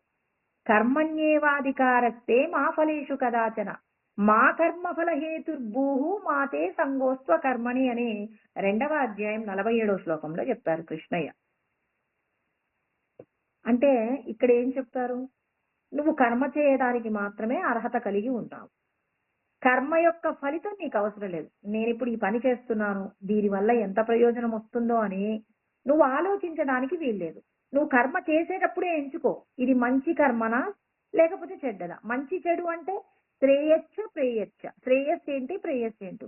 నీ లోపట ఉన్న జీవుణ్ణి ఉద్ధరించుకునే ప్రయత్నంగా పరులకు ఉపకారం చేసే పని ప్రారంభిస్తే అందులో నీ భార్యా బిడ్డల యొక్క ప్రేయస్సు కూడా ఉంది. భార్యా బిడ్డల యొక్క క్షేమం మాత్రమే కోరుకొని భగవంతుడు అప్పచెప్పిన ధర్మరక్షణ, ధర్మంతో కూడినటువంటి కర్మ అంటే పరులకు ఉపకారం చేసే కర్మ విడిచిపెట్టారనుకోండి, అప్పుడేమవుతుంది? నువ్వు మళ్ళీ మళ్ళీ జన్మలు ఎత్తడానికి కావలసినటువంటి స్థితి నువ్వు పొందుతావు. లేదు, పరులకు ఉపకారం జరిగేటటువంటి కార్యాన్నే నేను ఎంచుకుంటానని మీరు అన్నారనుకోండి, అది శ్రేయస్సు అవుతుంది. అంటే ఇక్కడ భగవంతుడు ప్రతి ఒక్కరికి చెప్తున్నాడు. నువ్వు ఒక పని చేస్తే ఫలితాన్ని విడిచిపెట్టు. పని ఎంచుకునేటప్పుడు శాస్త్ర విహిత భగవంతుడు అంగీకరించిన శాస్త్రము ఒప్పుకున్న కర్మను చెయ్యి. అంతేనా? ఇంకో మాట కూడా చెప్తారు. మనస్సమాధాయ, నీ మనసు కూడా సమాధాన పడాలి. ఎందుకు నువ్వు ఈ పని చేస్తున్నావు? ఇప్పుడు నీకున్న సమయం అంతా నలుగురు వస్తారు, నలుగురికి 4 మంచి మాటలు చెప్పుకుంటూనే నీ సమయం ఖర్చు పెడతావా? నీకంటూ ఏం పనులు లేవా? నీకంటూ ఒక కుటుంబం లేదా అని మనస్సు ఎదురు తిరుగుతుందండి. ఇప్పుడు మన ఇంట్లో వాళ్ళు కాదండి. మన మనస్సు ఎదురు తిరుగుతుంది. ఎప్పుడు నీకు ఈ పనేనా? ఇంకో పనేం లేదా? అంటే నువ్వు మనస్సుకు సమాధానం చెప్పాలి. 10 మంది యొక్క క్షేమము, 10 మందికి వాళ్ళ యొక్క దుఃఖాన్ని పోగొట్టుకోవడానికి మనని మంచి మాటలు 2 అడిగారు. మనకు తెలిసిన 4 మంచి మాటలు, మనకు తెలిసిన కొంత మంచి ఇతరులకు పంచితే మన కుటుంబాన్ని ఈశ్వరుడు రక్షిస్తారనేటటువంటి భరోసా నీకుండి నీ మనసుకు నువ్వు చెప్తే అప్పుడు అంటుంది, ఓ ఇంత మంచి ఉందా, ఈ మంచి గురించి నేను ఆలోచించలేదు. నువ్వెప్పుడూ నలుగురికి చెప్పేటటువంటి 4 విషయాల గురించే నేను ఆలోచిస్తున్నాను కానీ మన కుటుంబ క్షేమాన్ని కూడా ఈశ్వరుడు చూస్తారా అని మరి ఒక తల్లి పిల్లవాడికి చెప్తే జ్ఞానం, పిల్లవాడు ఎలా అయితే తల్లి మాటలు వింటాడో అదే విధంగా మన మనసుకు కూడా ఒక చంటి బిడ్డడిలాగా లాలయే చిత్త బాలకం చక్కగా ఆ మనసుకు అర్థమయ్యేలాగా జ్ఞానం బోధించి మనం 10 మందికి చేసే ఉపకారంలోనే ఈశ్వరుడు మనకి ఉపకారం చేస్తారనే సత్యాన్ని అర్థమయ్యేలాగా చెప్పారనుకోండి. ఇప్పుడు మనస్సు అంటుంది సంతోషం, కానీ నువ్వు చెప్పు, ఇవాళ ఖాళీగా ఉండి ఎవరికి ఏం చెప్పకపోతే ఎందుకు ఇలా ఖాళీగా ఉన్నావు, సమయాన్ని వృధా చేస్తున్నావు? భగవంతుడు ఇచ్చిన ఆయు ప్రమాణాన్ని ఇలా వృధా చేసుకుంటే మళ్ళీ మన యొక్క శ్రేయస్సుని ఎప్పుడు కోరుకుంటామో, ఈ శరీరం విడిచిపెడితే మళ్ళీ మనకి ఇటువంటి శరీరం దొరుకుతుందో లేదో అని మన మనసు తొందర పెడుతుందండి. 2 రోజులు దేవాలయానికి వెళ్ళి 3వ రోజు ఆ రోజు వర్షం వస్తుందని లేవలేదనుకోండి, మనస్సు అంటుందిగా లే గొడుగు పట్టుకొని వెళ్దాం అంటుందండి. ముందేమంది, ఎందుకు రోజు గుడికి వెళ్ళి ప్రదక్షిణ చేయడం అవసరమా అంటే, గుడికి వెళ్ళి ప్రదక్షిణ చేయడం వల్ల ఎన్నో ప్రయోజనాలు ఉన్నాయని మన మనసుకు చెప్పామనుకోండి, ఇది 2 రోజులు మనతో పాటు వచ్చేసింది. 3వ రోజు నువ్వు నిద్ర లేవకపోతే లేపుతుంది, తట్టి లేపుతుంది. వర్షం వస్తే మన ఇంట్లో రెయిన్ కోట్ ఉంది, గొడుగు కూడా ఉంది, నువ్వు లే స్నానం చేయి, వెళ్ళిపోదాం, గుడికి వెళ్దాం, ప్రదక్షిణ చేసొద్దాం, మన ఆయుష్ అయిపోతుందో ఏమో, ఈ రోజు మనం బ్రతికుంటామో లేదు, గ్యారంటీ లేదు, వెళ్ళు వెళ్ళు అని మన మనసు తొందరపడాలండి. ఈశ్వర కార్యం చేయడానికి మన మనసు తొందరపడినప్పుడు మనం మంచి మంచి పనులు, భగవంతుడు అప్పచెప్పిన పనులన్నీ కూడా చేయగలుగుతాం. కాబట్టి ఇక్కడ కర్మ చేయడానికి అధికారం ఉంది, కర్మ ఫలితం కోరకూడదు. కర్మ ఫలితానికి నువ్వు కారణం కాకూడదు. చాలా మంది ఏం చేస్తారంటే ఒక పని చేశాక ఈ పని జరుగుతుందో లేదో అని చెప్పేసి వాళ్లే ఫలితాలను వాళ్ళే ఏం చేస్తారు, సిద్ధం చేస్తారు. ఉదాహరణకి బాగా అర్థం కావడానికండి, ఇందులో ఎవరిని తప్పు పట్టేదేం లేదు. ఒక రాజకీయ నాయకుడు పోటీ చేస్తూ ఉన్నాడు అనుకోండి. ఇప్పుడు అతడు గెలుస్తాడో లేదో అనే సందేహం కలిగినప్పుడు ఆయన ఏం చేస్తాడు, ఫలితానికి కారణం అవుతాడు. ఎలా అంటే ఇంటింటికి వెళ్ళి మా ఓటు మీకే వేస్తే, అంటే ఏమంటారు, మీ ఓటు మాకే వేస్తే మేము ఓటుకి ఒక 5,000 రూపాయలు మా ద్వారా మీకు అందుతుంది, ఖచ్చితంగా మీరు మాకే వెయ్యాలి అని చెప్పి కర్మ ఫలాలకు అతడు కారణమయ్యాడు. ఇప్పుడు ఆయన గెలిచాడండి.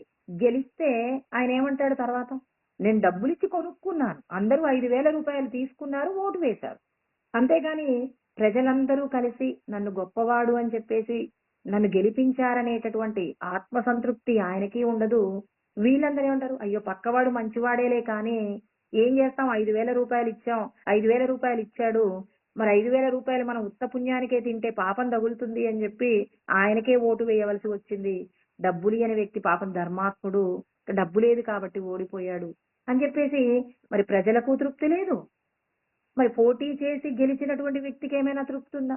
ఇన్ని కోట్లు ఖర్చు పెట్టానండి నేను గెలవడానికి అంటాడు. అందుకే పరమాత్మ ఏమంటాడు, నువ్వు కర్మ చేయడానికి మాత్రమే తగిన వాడవు, కర్మ ఫలితాలను కోరుకోవడానికి నీకు అర్హత లేదు, కర్మ ఫలాలకు నువ్వు కారణం కాకూడదు, కారణమైతే నీకు కావలసిన ఆత్మ సంతృప్తి దొరకదు, అలా అని నేను కర్మ చేయకుండా ఉంటాను అని కూడా నువ్వు అనొద్దు. మాతే సంగోస్త్వ కర్మణి అంటే ఏంటి, నేను పోటీ చేయనండి, నేను గెలుస్తానో లేదో అని చెప్పేసి కాదు, నువ్వు చేసేటటువంటి పనులు నీకు విజయాన్ని ఇవ్వాలా ఇవ్వకూడదా అనేది నిర్ణయిస్తాయి. నువ్వు ధర్మంగా ఉంటే ఖచ్చితంగా నీకు ఆ పదవి నీకు వస్తుంది. ధర్మాన్ని తప్పినప్పుడు నువ్వు పోటీ చేసి ఓటును కొనుక్కొని గెలిచినా నీకు ప్రయోజనాన్ని ఆత్మసంతృప్తి అయితే పొందవు. అలా అని నేను పోటీ చెయ్యను అనటానికి కూడా వీలేదు. అంటే కర్మ చెయ్యను అనటానికి కూడా వీలేదు. నాకెందుకండి, నేను అక్కడికి పోతే నన్ను మెచ్చుకుంటారో మెచ్చుకోరో, నన్ను పొగుడుతారో పొగడరో, నేను చేసిన పని వాళ్ళకు నచ్చుతుందో నచ్చదో, ఇదంతా ఎందుకు, హాయిగా ఇంట్లో ఉంటే సరిపోతుంది కదా అంటే అలా ఉండడానికి కూడా ఒప్పుకోడు. దానికి సంబంధించి ఎన్నో రకాలైనటువంటి విషయాలు కృష్ణ పరమాత్మ బోధిస్తారండి. వాటిని తర్వాత మళ్ళీ తెలుసుకుందాం.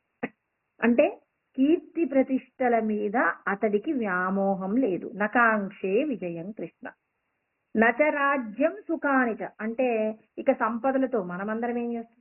కీర్తి ప్రతిష్టలు వదులుకుంటామా అండి? కీర్తి ప్రతిష్టలు వస్తున్నాయంటే ఏదైనా చేస్తాం. ఇప్పుడు ఆ వ్యక్తి రాజకీయ నాయకుడు ఏం చేశాడు?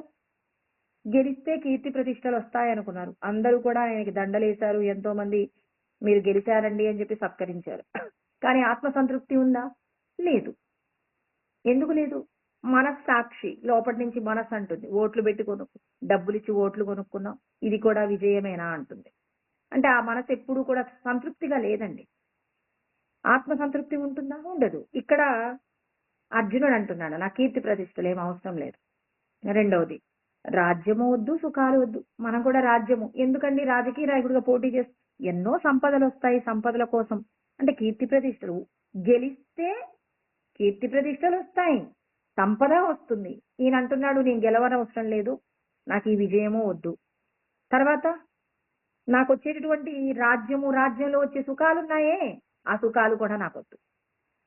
కిమ్నో రాజ్యేన గోవింద కిం భోగై జీవితేనవా. ఈ రాజ్యముతో పాటు వచ్చేటటువంటి భోగములు కూడా నాకు అవసరం లేదు. వీటన్నింటినీ నేనేం అనుభవించను, నాకు అవసరం లేదు. మా వాళ్ళందరినీ చంపి ఆ రక్తంతో కూడినటువంటి ఈ సుఖాలు, ఈ కీర్తి ప్రతిష్టలు, ఇవన్నీ కూడా నాకు అవసరం లేదు. ఇప్పుడు నేనేం చేస్తాను అంటే, అర్జునుడు ఏమంటున్నారంటే, మనకి కర్మణ్యేవాధికారస్తే మా ఫలేషు కదాచన మా కర్మ ఫలహేతుర్భూహు మాతే సంగోస్త్వ కర్మణి. ఇక్కడ ఏం చేస్తున్నాడు? నేను కర్మ చెయ్యనంటున్నాడండి. నేను యుద్ధం చెయ్యను అంటే భగవంతుడు ఏమన్నారు? నువ్వు యుద్ధం చేయకుండా ఉండడానికి నీకు అర్హత ఉందా? లేదు. నేను ఈ పని చెయ్యనండి, ఏమవుతుందో అది జరగనివ్వండి, నేను చెయ్యనన్నారనుకోండి, భగవంతుడు ఏమంటున్నారు? నేను ఒప్పుకోనంటాడు. నువ్వు ఈ పని చెయ్యను అంటే భగవంతుడు చిట్ట చివర్లో 18వ అధ్యాయంలో అంటాడండి, యద్యహంకారమాశ్రిత్య నయోచ్చైతి మన్యసే మిథ్యైష వ్యవసాయస్తే ప్రకృతి స్వాం నియోక్షతి.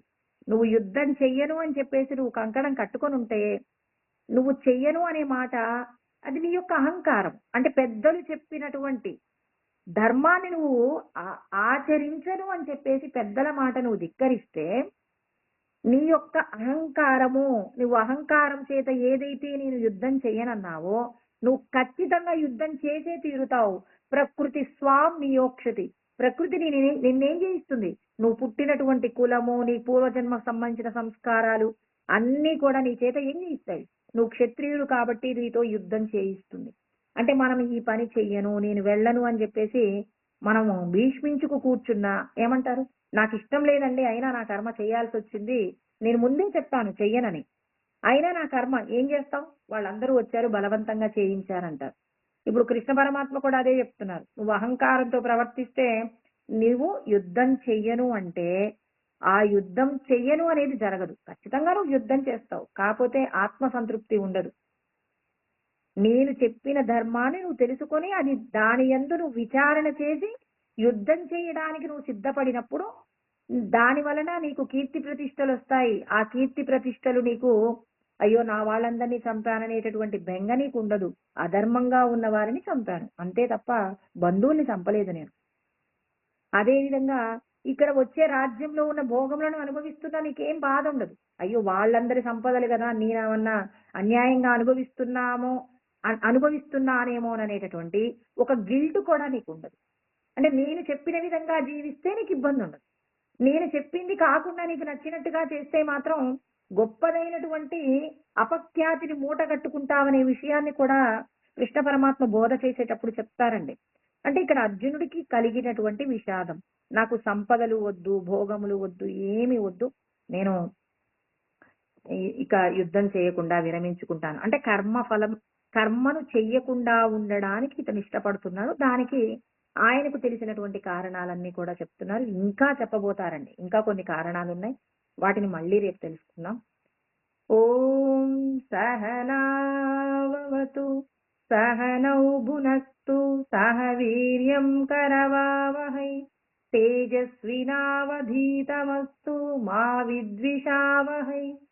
ఓం శాంతి శాంతి శాంతి.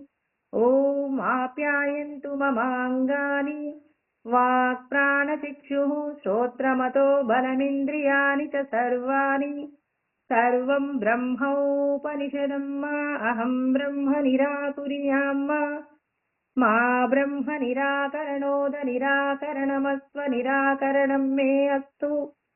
తదాత్మనిరతేయా ఉపనిషత్సు ధర్మాస్తే మయి సంతు తే మయి సంతు. ఓం శాంతి శాంతి శాంతి.